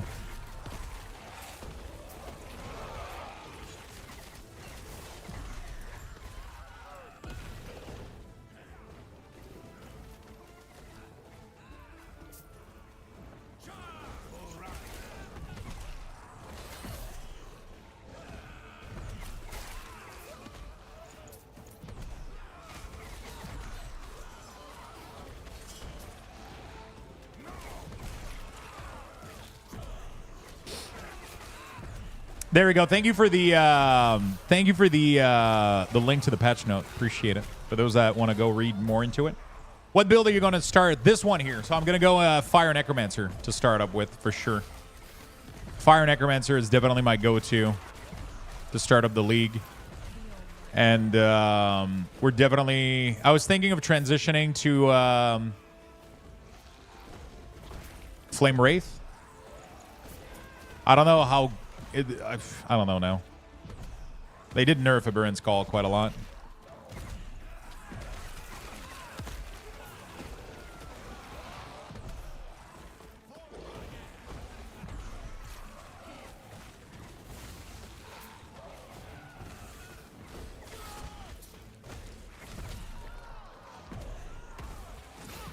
We did lose a big damage multiplier. We don't know what the new uniques... Do we know what the new uniques are? Nice, the Warlock Fisher spell with the whip. Unique looks awesome. I think I'll build that, transitioning into that.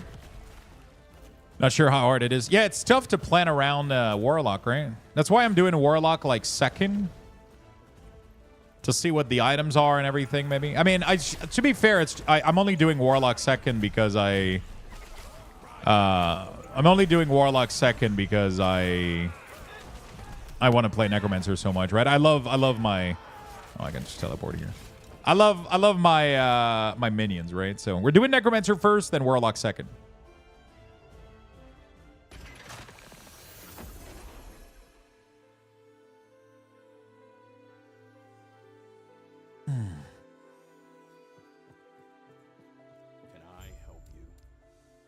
Can I help you?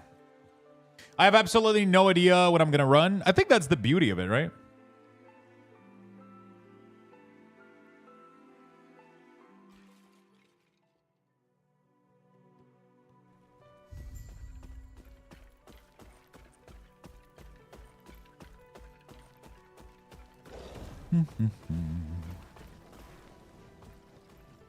I think it's the beauty of it. It's the beauty of Last Epoch right now. Like, there's so many good choices, right? I mean, you can always do, you can always ask Stream Element. If you don't know what to play, you can do ! class. It will give you a random class. And then you can do ! that class, and it will give you a random mastery. Gonna sacrifice a gnome to Origins for inspiration? Hey, just do ! class in chat right now. You'll it will, and then that class you can do that command as well for a random mastery.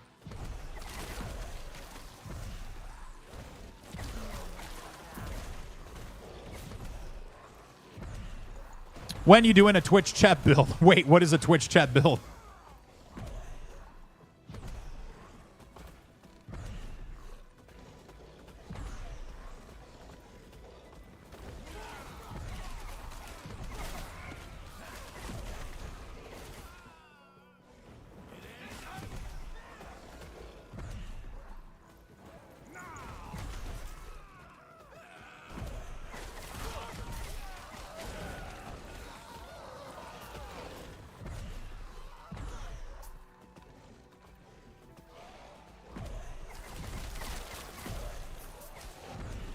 Yeah, Rogue, I can get on board with that. No, there we go. Then do a Rogue. We decide the skill passives on the fly. Jesus Christ, that sounds like a nightmare. That would be funny as like a hardcore challenge, and then you guys choose the points. It would take hours, though, to get through a fucking playthrough. There you go. Now you have to do a Blade Dancer.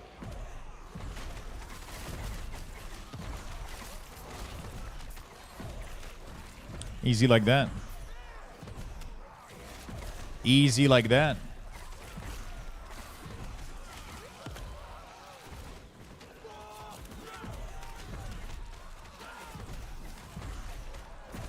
The other, yeah, we're still going to go Fire Necromancer, I think. I mean, I don't even know if you can make Fire Necro, like, work in, like, really, really deep endgame without, like, the Flame Wraith. The Flame Wraith does, like, crazy damage. They are buffing, there might be some other cool build that ends up popping out. We'll see, but... Patch note just came out. Yeah, I know. We not only watched the video, but then read through the entirety of the patch note on stream like a minute ago. I just started playing the game. We've been doing this for like 2 hours. We've been doing this for like 2 hours. I watched the video, the announcement video, and then I read the entire patch note. I'm excited. Those changes are looking fire. Honestly, what I'm the most excited about is seeing how good they seem to be at tuning builds. They seem to be really, really good at identifying what is an S tier build and like bringing those down a little bit so that most builds are like A tier, you know, like, which is great. Having a lot of A tier build is better than having a couple S tier, right? Like, because when build stands out, it leaves zero, like, people tend to gravitate towards like S tier build all the time, which is normal. People want to do well. So they seem to be really, really good at balancing. Also, they're doing a lot of remodeling. A lot of light and shadow things are being modified. And like the scene variant modify. I cannot wait to see how the game looks with their new adjustment. Also, they're doing apparently character remodeling a little bit, right? Like proportion and a couple of stuff for the character remodels, which is something that I've been like that was one of my major not cons against last Epoch, but like because there's so little things I can say against this game. But like one of the few things was the character model didn't look that great, and apparently they're remodeling some of them, so I'm really excited about that.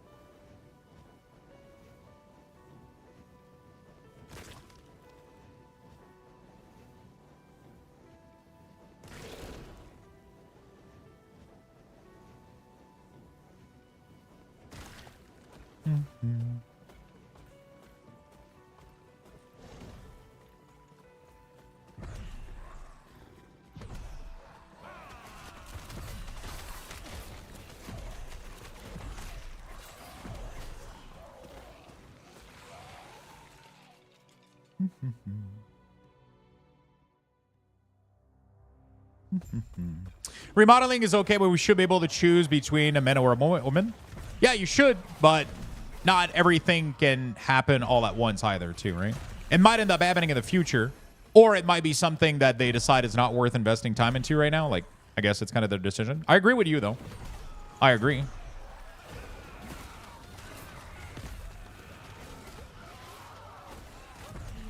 Pretty sure they're going to do that at some point. It's just that right now, that's not where their money is going, which, to be fair,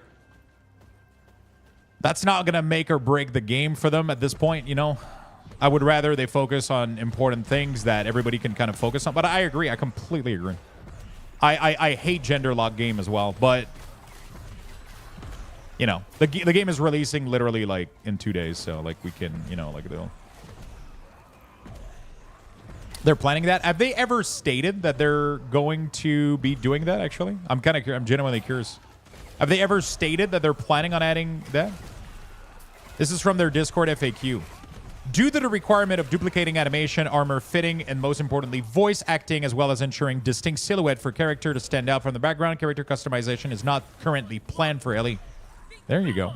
So it's not planned. I understand, though. I totally do. One of the thing I disliked about Lost Ark was that in the past.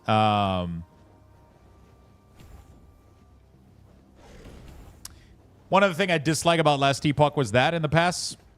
I can deal with it, though. Like, I'm fine with it. It would be nice to have it, and I understand why also they're not doing it. Because it requires to redo all the voice acting. It requires to redo the voice acting. It requires to redo the model, all the armor. It requires to do so much for, you know, something that not every game can have fully customized character, right? Sometimes games want to tell a story based on a character type, you know, like, you know, just like when you start playing Spider-Man, you can't choose between the two, right? I feel like for me, it's more of an issue when I play an MMO. When I play an ARPG, I could care less. I absolutely could care less when I play an ARPG. When I play an MMO, though, I understand it, though. Because when I play an MMO, I'm going to be committed to that character for years to come. So it's important to me that, you know, aesthetics are a little bit more important. So which is why it was an issue for me in... It's an issue for me in Black Desert Online, and it's an issue for me in Last Epoch. In Lost Ark. But in an ARPG, it was never really an issue for me in Diablo, and it's never gonna be an issue for me in Last Epoch. But I understand it. I totally do, though. Right? I understand the need and the want to have that. I 100% do. I just want to make sure that's clear.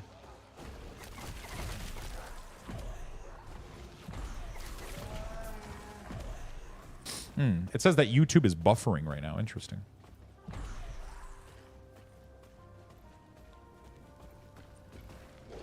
Hoping these frame drop aren't just for me. Twitch was too. Oh, no, it might be me because I got YouTube frame drops. Interesting. Oh, I did drop frames. Okay, I did drop 1,228 frames. No, that was me. That was me. But it's no longer dropping now, though. So we should be good. It's no longer dropping, chat. So we should be good. It's stuck at 1,228, so it doesn't drop another frame.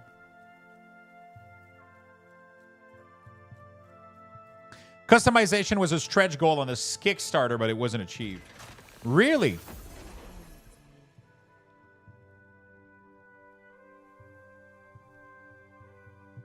No, it's not Twitch. This one was on my end. The drops are from my end, from my side. Oh, interesting. So it was like a backer's goal, but they didn't reach it. Interesting. Yeah, it should be fine now. We don't have any more drop frames at the moment. So yeah, I'm pretty happy. My starter build is still good.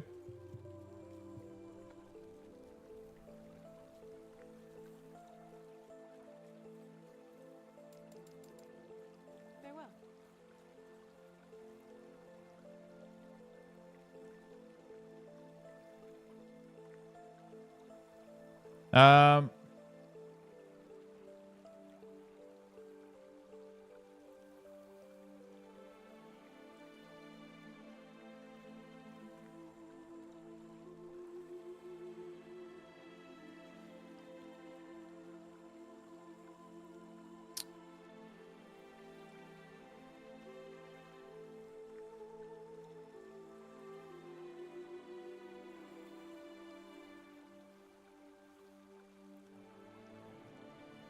Sorry, chat. Okay, thanks. Do you know how many hours from now on till the server goes down? I'm confused. Well, they're about to make a shit ton of money. Yeah, hopefully it's in the future. It's not planned right now, but it's not because it's not planned that they're never going to do it, right?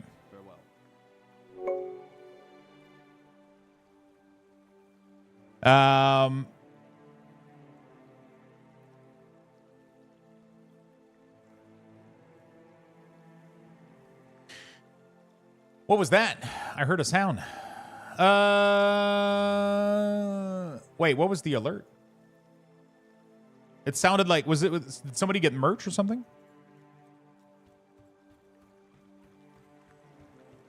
Gotta love the full release in 2020 there.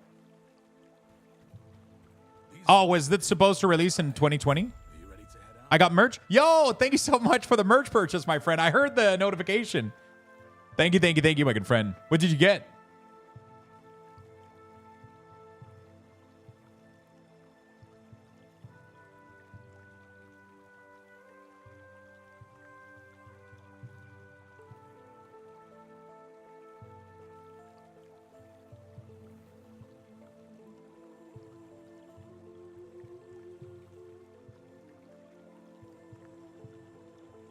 Okay. Oh shit! President Day sale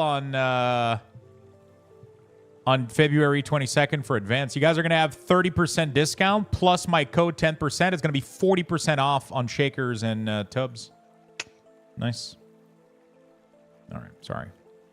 2 shirt. Fuck yeah, my friend. Thank you so much. Thank you for the.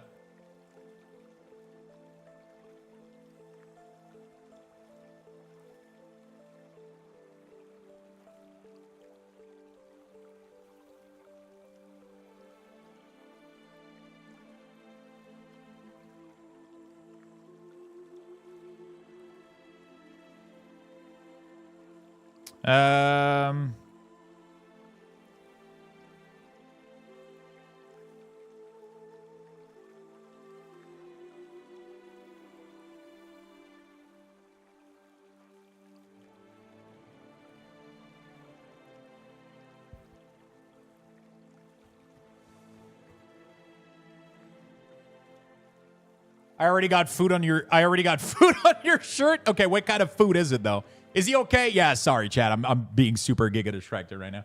I'm trying to. So I got like a couple of people I have to message back, and I haven't had time to do it. And now I'm doing it midstream instead of after because I'm lazy after stream. And now I'm kind of trying to. I've been trying to finish redacting a couple of messages, but so I just take my phone and I try to deep in thought. No, I'm just when you see me do this, it's usually because I'm trying to finish me. I'm trying to finish my message here. It was hot wing sauce. Okay, you can put all the hot wing sauce you want on my shirt. The music in the background is so underrated, bro. It's rare. It is really, really rare. And at least for me, it is not underrated. I do not do this with pretty much any other game. Even any other ARPG, I usually mute the music and I play my own music. But Last Epoch music is so fucking good. Maybe because it's new. To be fair, okay, I'll try to be a little bit more nuanced when I say things. But maybe because it's new, so I'm not tired of it. But like Diablo 4, I did the same thing at launch, but I quickly like ended up muting the music and I just like replaced it with my own. But Last Epoch, I don't really feel like I want to do this. I actually enjoy the music a lot. I'm still wearing it though because it's the nicest shirt I have. No, it's just good. I'll still have it on after 600 hours. I don't know. I like it a lot.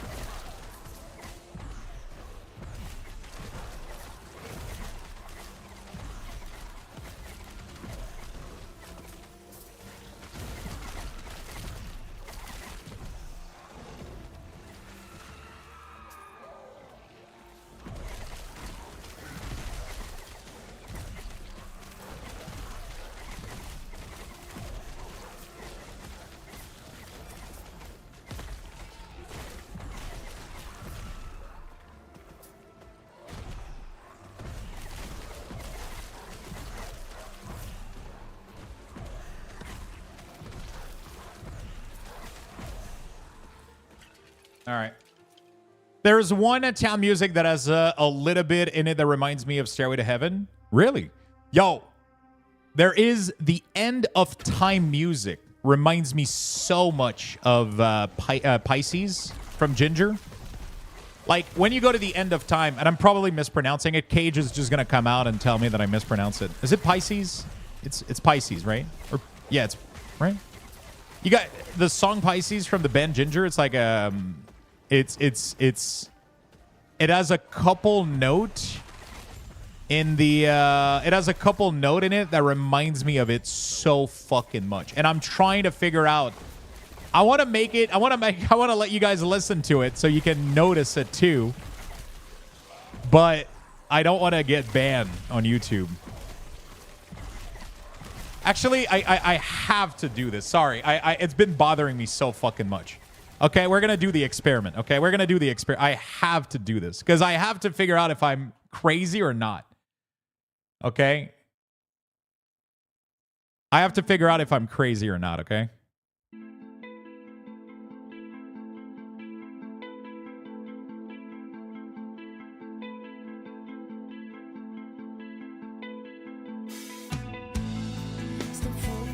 Listen to the bass line.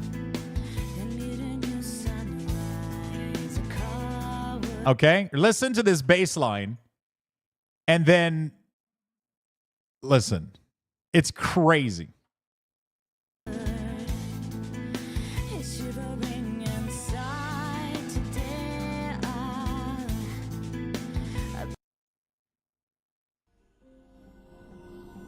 I'll tell you when it is. It's not all the time.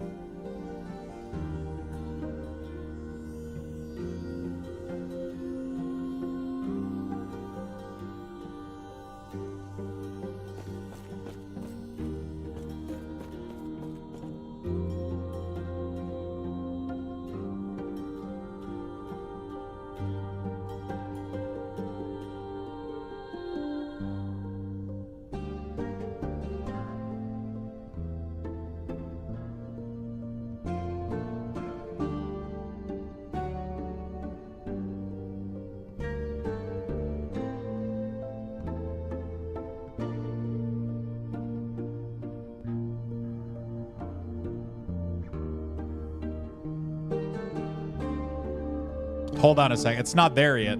I mean, it still has a resemblance, but it's not there yet. Hold on. I want to listen to it because every time it pops, I think of that song.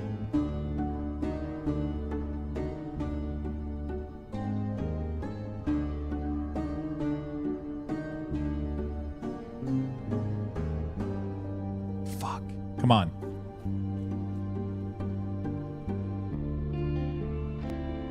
Right here.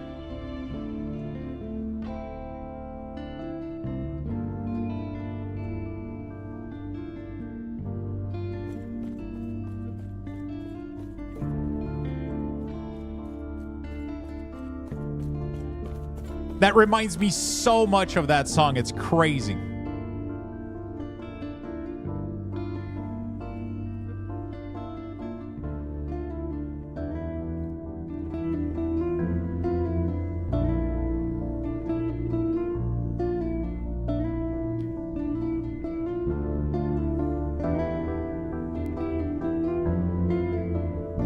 Holy shit. Like,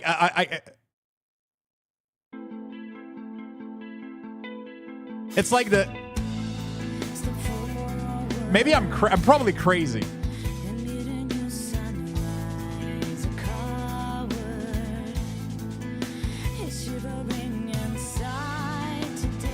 It's like the... Oh, fuck.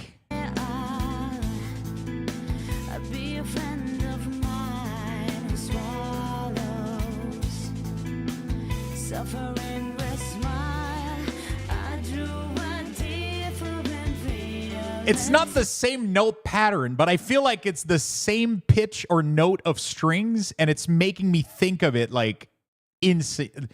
Yeah, I'm gonna get demonetized on YouTube, but fuck it, I don't give a shit. I don't give a shit.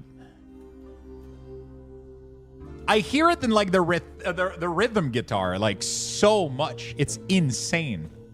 Like, I'm not saying they copied it, right? They obviously didn't. But like the sound of it and just the vibe and just the like, and it's crazy because it's not something that it immediately popped into my head when I heard it. Like instantly.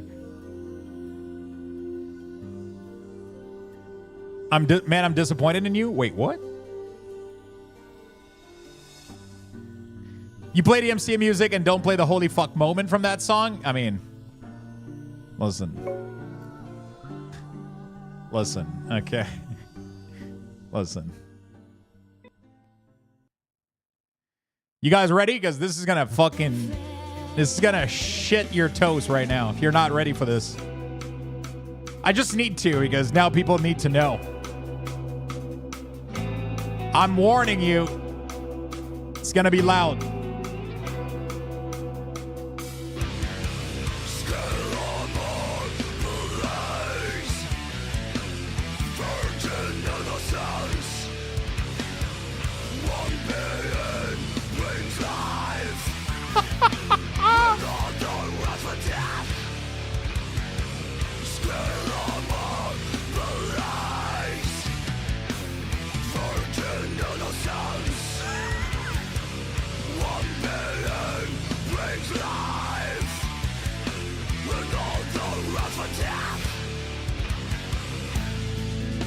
It is 100% her voice. That is 100% her. She is a gift of this world. Oh my God.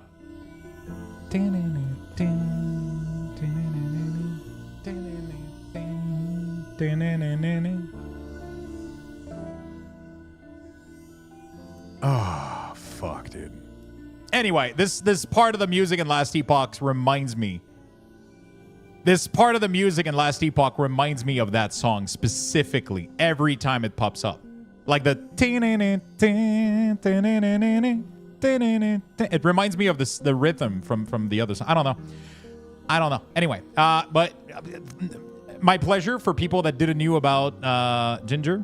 Now you guys know that she exists. And now you can go listen to all their songs because they're fucking amazing. Where the fuck is my quest, dude?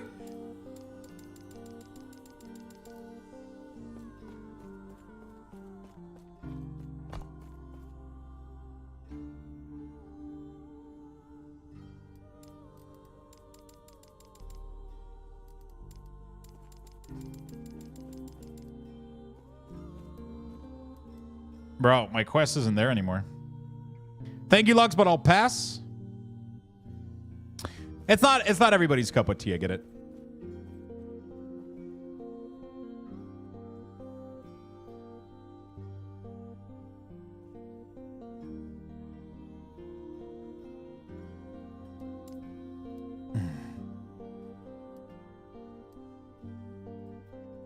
Yes, I'm going to be playing Cycle, yeah.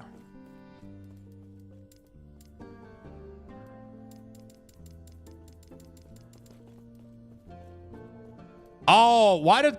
It's, clicking it should bring you to the quest, though. It's weird. For some reason, clicking it doesn't bring you there. Yeah, I didn't see the top left. I wasn't able to find it. I was like, where the fuck is it? Like, now I can't find it again. It's too far off the map.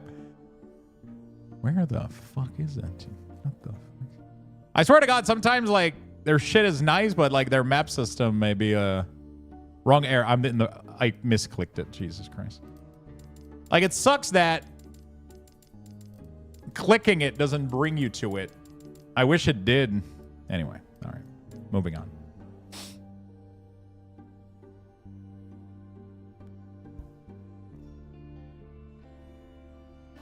All of this segment just to show you this, and now I probably have to delete my Twitch VOD, but whatever. My Twitter VOD. YouTube. What the fuck? I can't speak today. She needs Jesus? Yeah. I like hearing words. I mean, if I understood English better, I would have heard like her screaming voice is actually very, very clear. Her singing voice is actually insanely clear. Like if you pay attention to what she says, you can but yeah, it's not everybody's style, obviously. Like I totally get it. Like screaming is one of the most, you know, like it's fine. You know, you don't need to justify yourself. It's you either like it or you don't, but in both cases, it's extremely impressive what she's capable of doing, you know.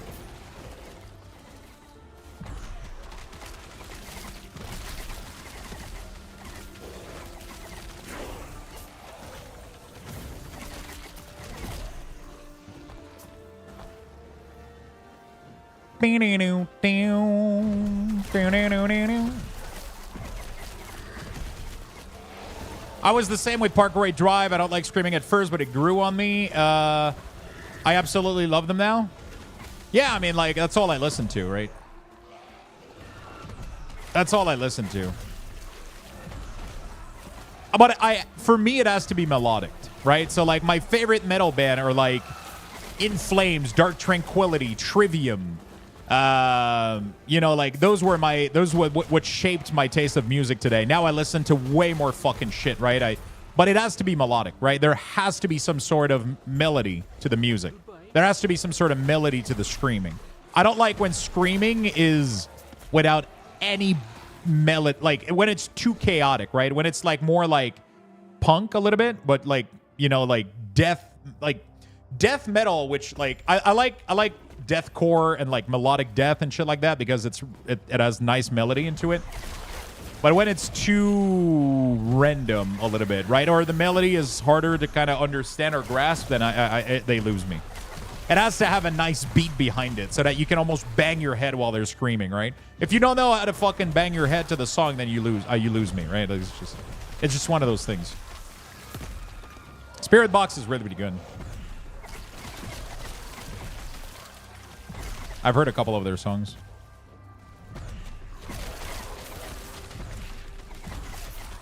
My shit is all over the place. I'll listen to anything. Like I'm not anti any type of music. I'll literally listen to absolutely anything. I don't care. But my favorite shit is metal for sure, 100%. When I go to the gym, my entire playlist is just fucking metal and like just, you know, like I got my type of music that I really like, that hypes me up, that energizes me, right? Baby Shark, I'll fucking listen to it. I don't care. Not gonna put it in my car playlist though. Well.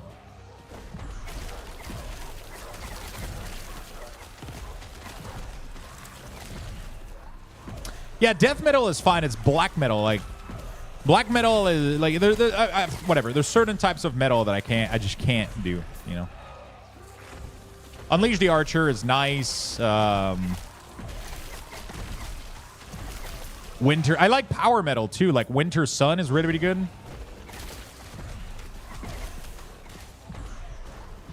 If they would release music though, it would be great. Baby Shark, doo doo, doo doo, doo doo, Baby Shark. do do do do do do baby shark, do do do do do do baby shark, milfy shark, do do do do do do milfy shark, do do do do do do milfy shark. Is it saying milfy shark? Milfy shark. What is it saying?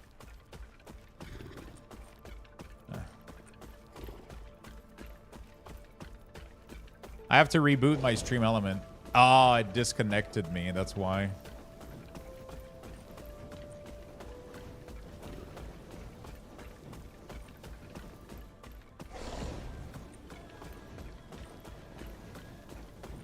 Baby shark. It said milfy shark. Thanks for all the great entertainment. Wow. Did we get 2 order of merch? So one of them was 8 minutes ago. The other one was 19 minutes ago. Thanks for the great entertainment. And then the other one was someone. Thank you all. Thank you for the purchase, for the merch. You guys are fucking amazing.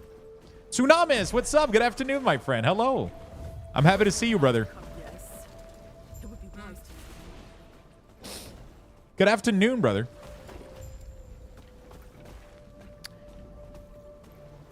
Oh, man. Now I want to listen more to that song.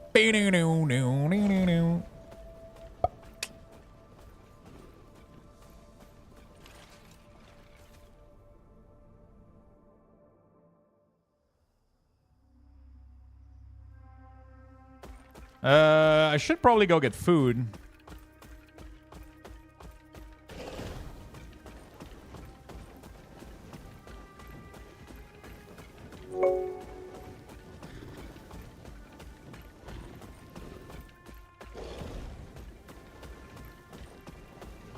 All right.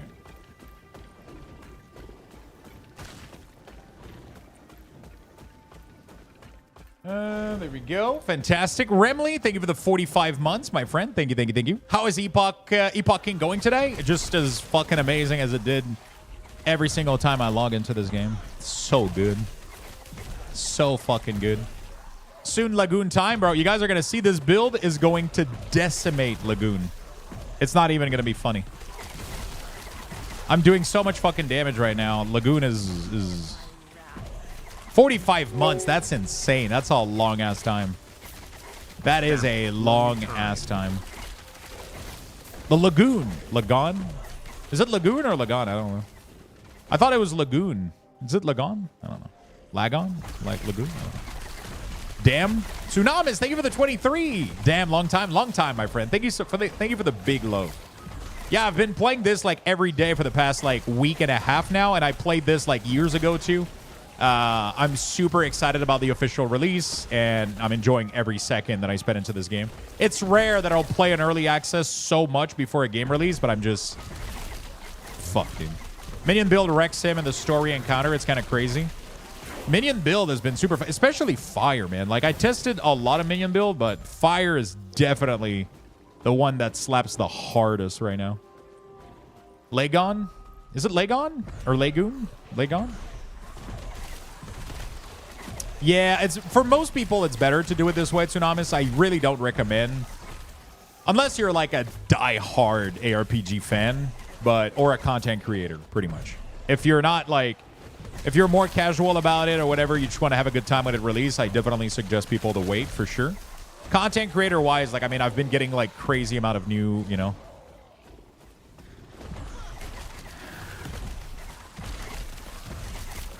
Laggin. Is it like dragon? Like laggin? I don't know. I gotta get the crab eggs. Actually, do I care?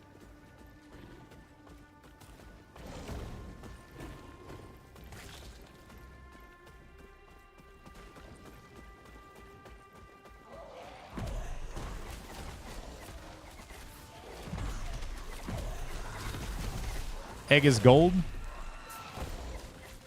Waste of time? Yeah, that's what I thought, right?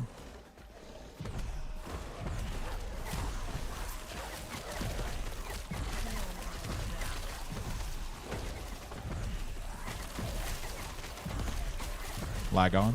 Is it Lagon? Oh, Lagon. Why is it so complicated for me to figure out the pronunciation of certain words? It's crazy. Lagon these nuts.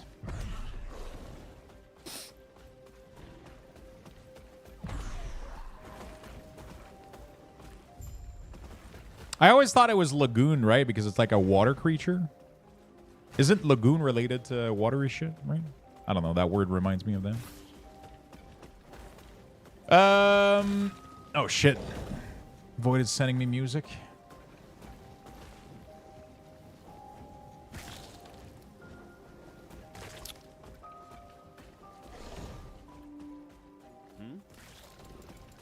Farewell.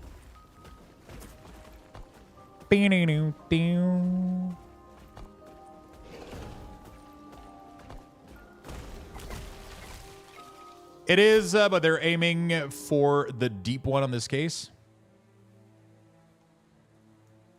Oh.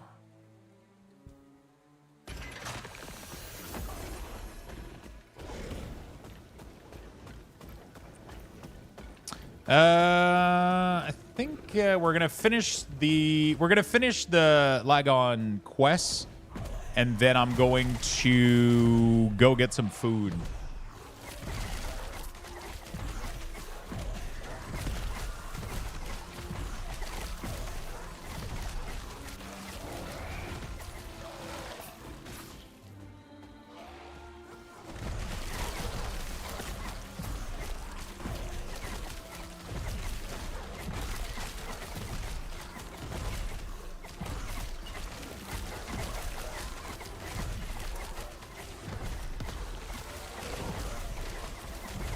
Holy shit. I don't know what to get for my 4th skill, because I'm definitely not going to be using the Wraith. So I should probably pump Dreadshade, right? But I could replace the Archer as well for permanent Flame. I mean, I could get permanent Wraith. Right? Where's the permanent node already?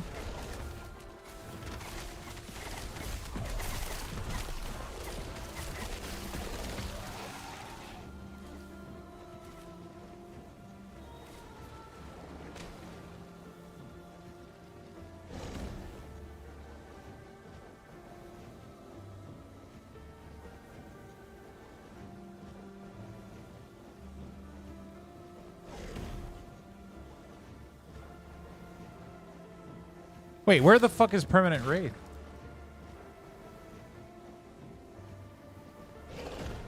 Oh, there we go. Health no longer decays, but you're limited to only 2. Wraith are larger, deal more damage with larger areas. So you can only do 2? I swear to God, I could do more than that. On my... I mean, I could do this. Summon like, these 2 guys as well. Like, try to fish for 2 flame. I shouldn't have to resummon them too much.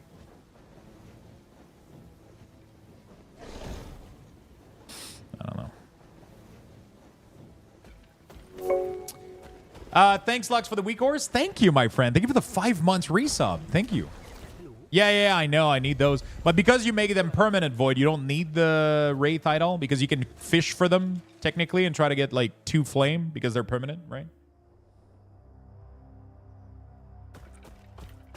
I just opened a post-echo chest and no item came out. Is it the XP one alteration? Like, it should have like 3 XP tome on the ground, maybe? Oh, no, the chest, not the node. Oh, interesting. Interesting. It was the chest on the right with no item? Oh, my, are you, do you have Alt-Z by mistake on your keyboard that hides loot tooltip? It happened to me once.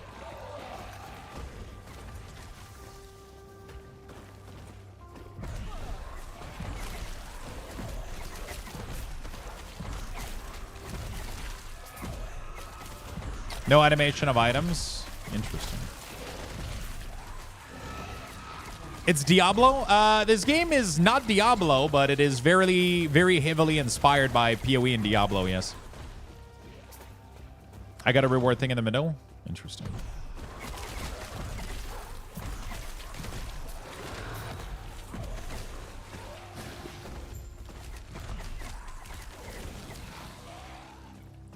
Okay, there we go. So I have a choice between having 2 more minion or having Dreadshade on on my minion here.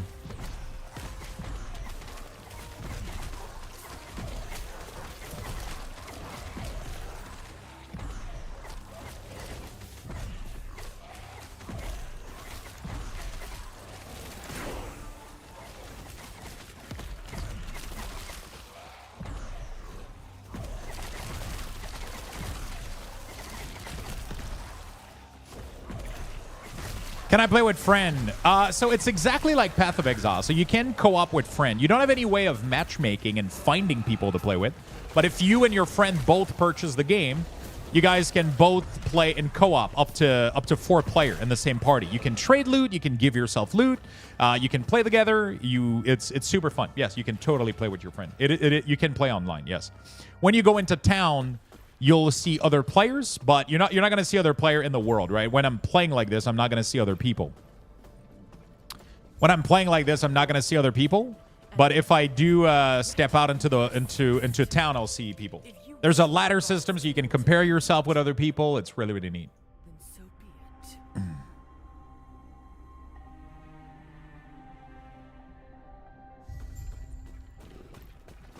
All right, explore this area. Whoa.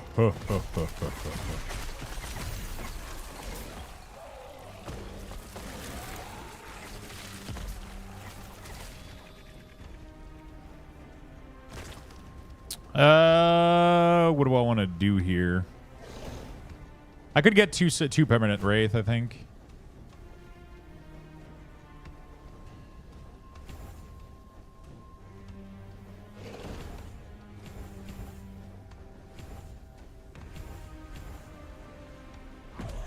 There we go.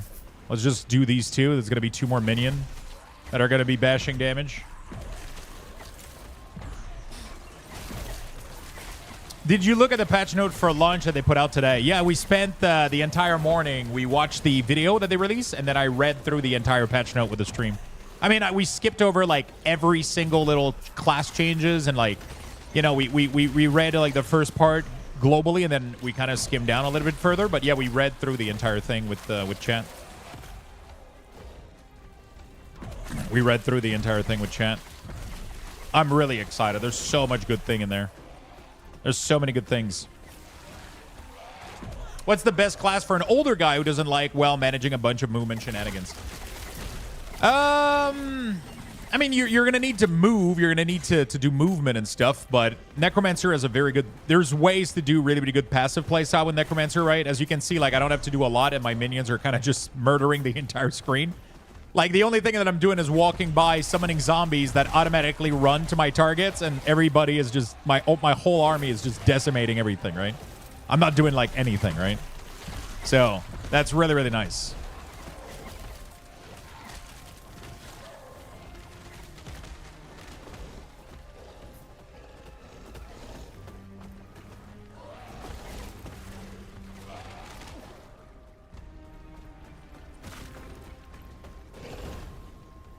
Okay. There we go. Thorn Totem Shaman is the same. You just go into form and you just hold the button and everything dies. Ouch. Ooh. Everything got a level. Yeah, the controller support looks good. They seem to have added a lot of cool stuff in there.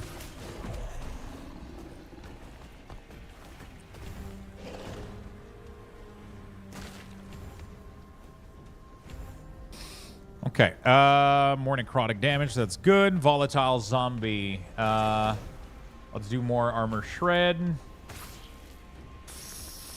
My mages. More projectile, most likely. Golem, we're gonna go for more melee damage. And archer, we're gonna go for more archer damage. There we go.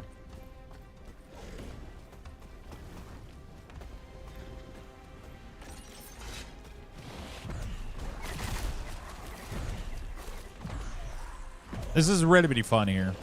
Like, minion build is really fun.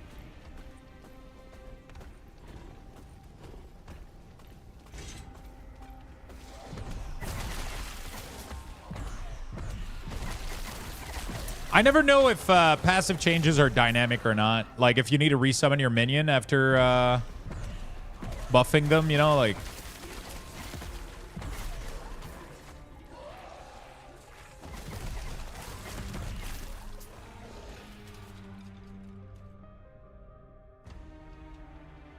All right.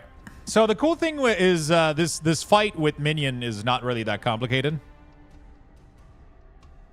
I mean, I know it doesn't work with, like, you know. Oh. Yeah, this fight is really straightforward for minion build. Most fight are pretty straightforward, to be honest.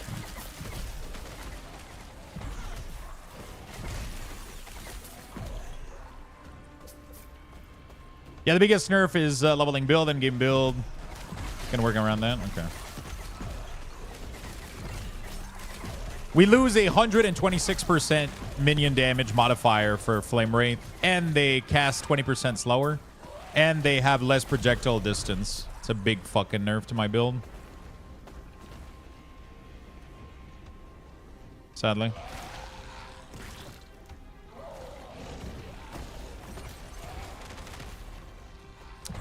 To the end game build, not to the leveling one, just the end game version.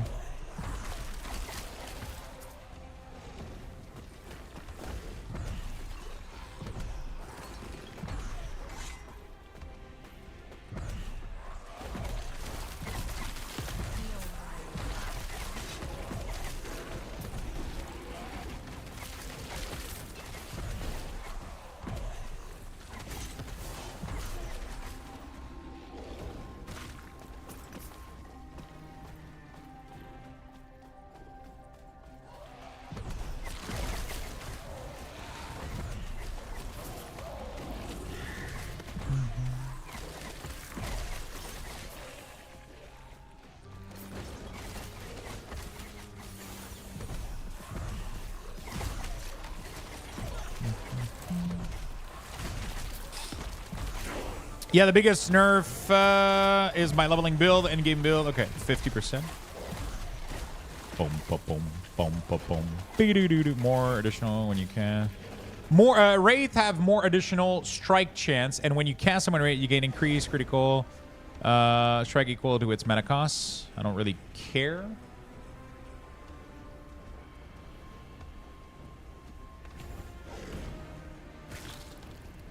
I wonder if increasing the maximum Wraith here adds to this. I don't know, because this is a maximum. No matter what happens, it's always going to be a maximum, right?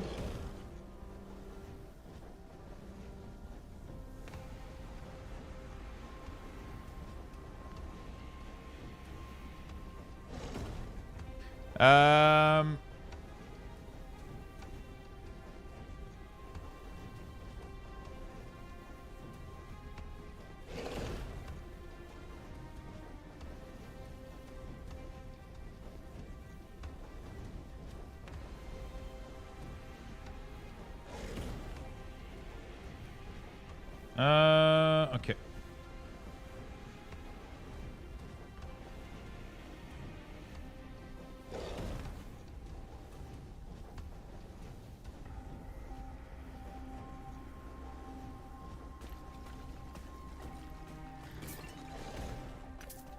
Gotta check out where we go here. So after we beat this boss, I'm gonna take a quick break. I'm hungry as fuck. I haven't eaten today except I don't know what I'm eating though. I don't have any. I might have something.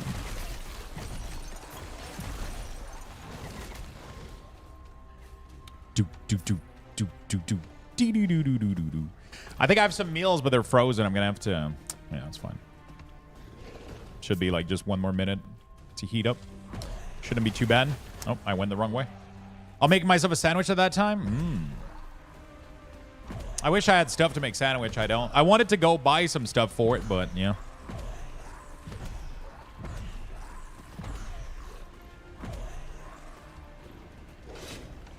Okay. There we go. I'll have myself another beer. Beer.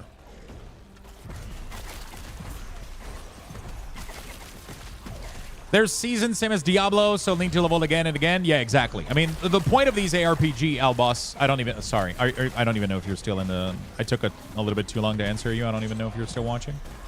But yeah, this has seasons, right? The reason this game stays relevant and fun is because you have to restart, right? You have to, things are being kept like kind of fresh and fun. It's going to be a snack time for me instead. Yesterday, I made myself like the best fucking fried rice ever, dude. Holy shit, I was happy with my fried rice. So normally fried rice has pork belly, right? Like a normal way to, like a conventional, traditional way to make fried rice. You can actually like, you know, you'll cook some onions, some garlic, and then some green onions. And then you can fry pork belly in your oil before you dump in the egg and the rice and all your sauce and everything. But I didn't have like just normal pork belly, but I had pancetta, which is literally cured pork belly, and I ended up frying the pancetta in the oil before dumping the egg and the rice and everything, and it was so fucking good. Holy shit, it was so fucking good. I'm so happy with the result. It was really, really good.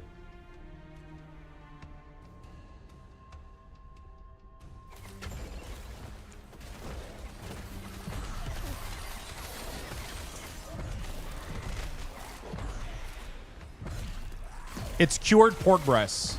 From what I saw, it's actually pork belly. Cured pork belly.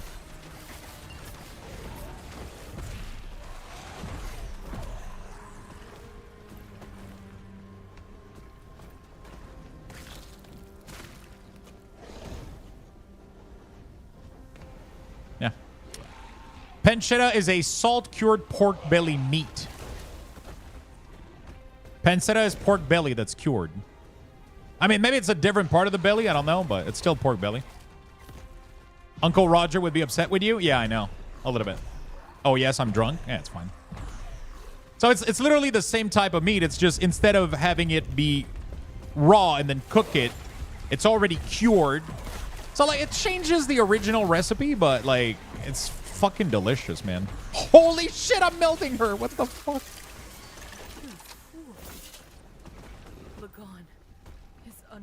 Lagon is gone.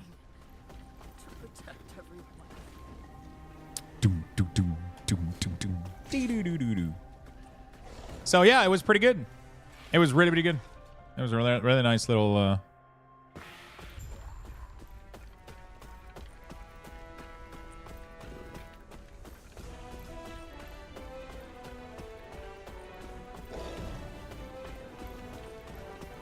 Oh, all right. So I was right? No, I am right. All right, so you just want to stand in this corner, literally, and then you don't have to do anything. You just stand like right here. And you're literally immune to damage. Your minion needs to be resummoned though, but everything else, it doesn't really matter. This you can move away from this or just like potion after it, and you'll be good to go. Just check your number of minion and yeah, just enjoy.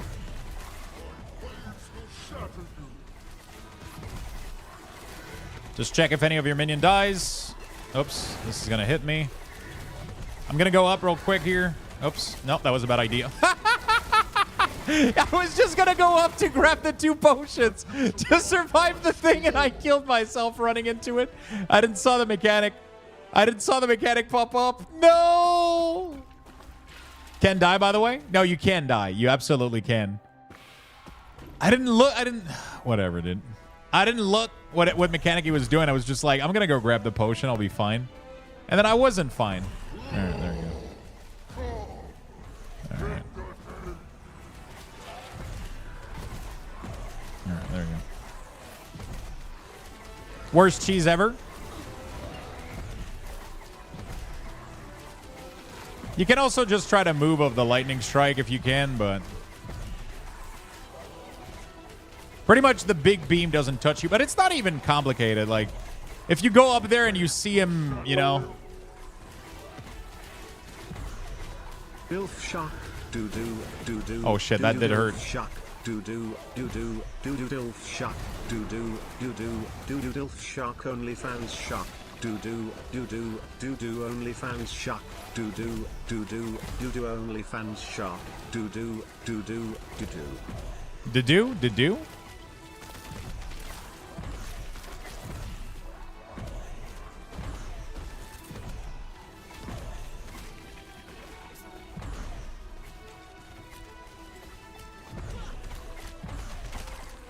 Just want to avoid the waves here.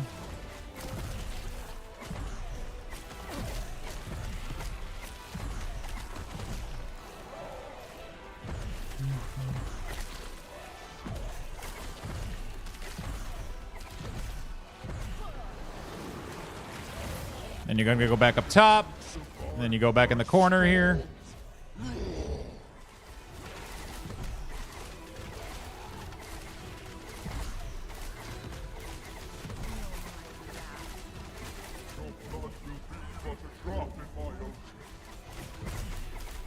There we go.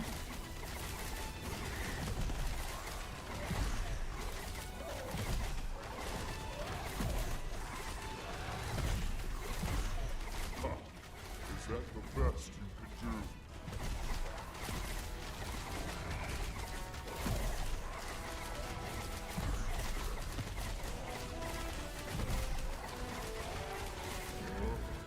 Pretty straightforward. I don't know if this cheese works in the in-game version. I'm assuming they're going to end up fixing this. Enough! I am so tired of this. Huh. Your skill is entertaining.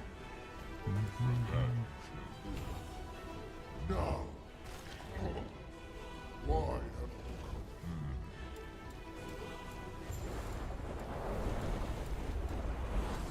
There we go. Get my loot. Get the fuck out of here. Quick, get the potion. All right.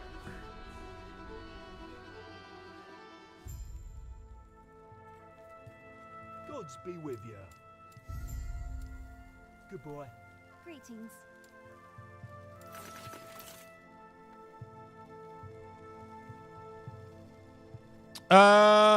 Rib blood damage. Okay. I don't really care about these in a couple of days. So I'm not going to bother trying to shard shit. Minion damage. Minion health. Increase health. That's pretty good. Can I try to change critical strike avoidance to something fun? Endurance, don't care. Health, really, really good. Wait, you can have... Oh, I got percentage health. Nice. And then we're going to get... Wait, let's see if I can... Let's see if I can get the shard here for minion. I got it. Wow. So now I can add volatile zombie if I want.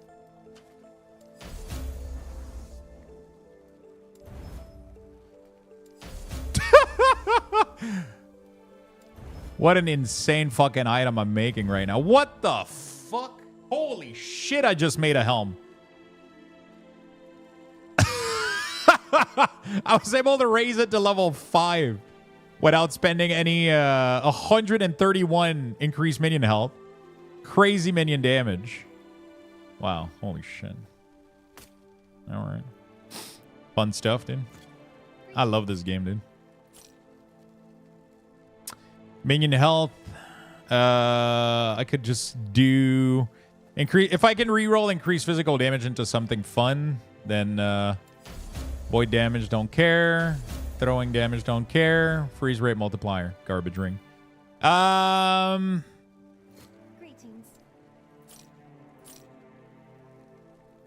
This is pretty good boots here.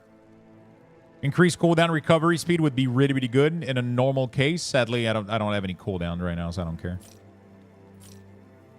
Minion health, intelligence, frailty, don't care. Minion health. Cold res, don't care.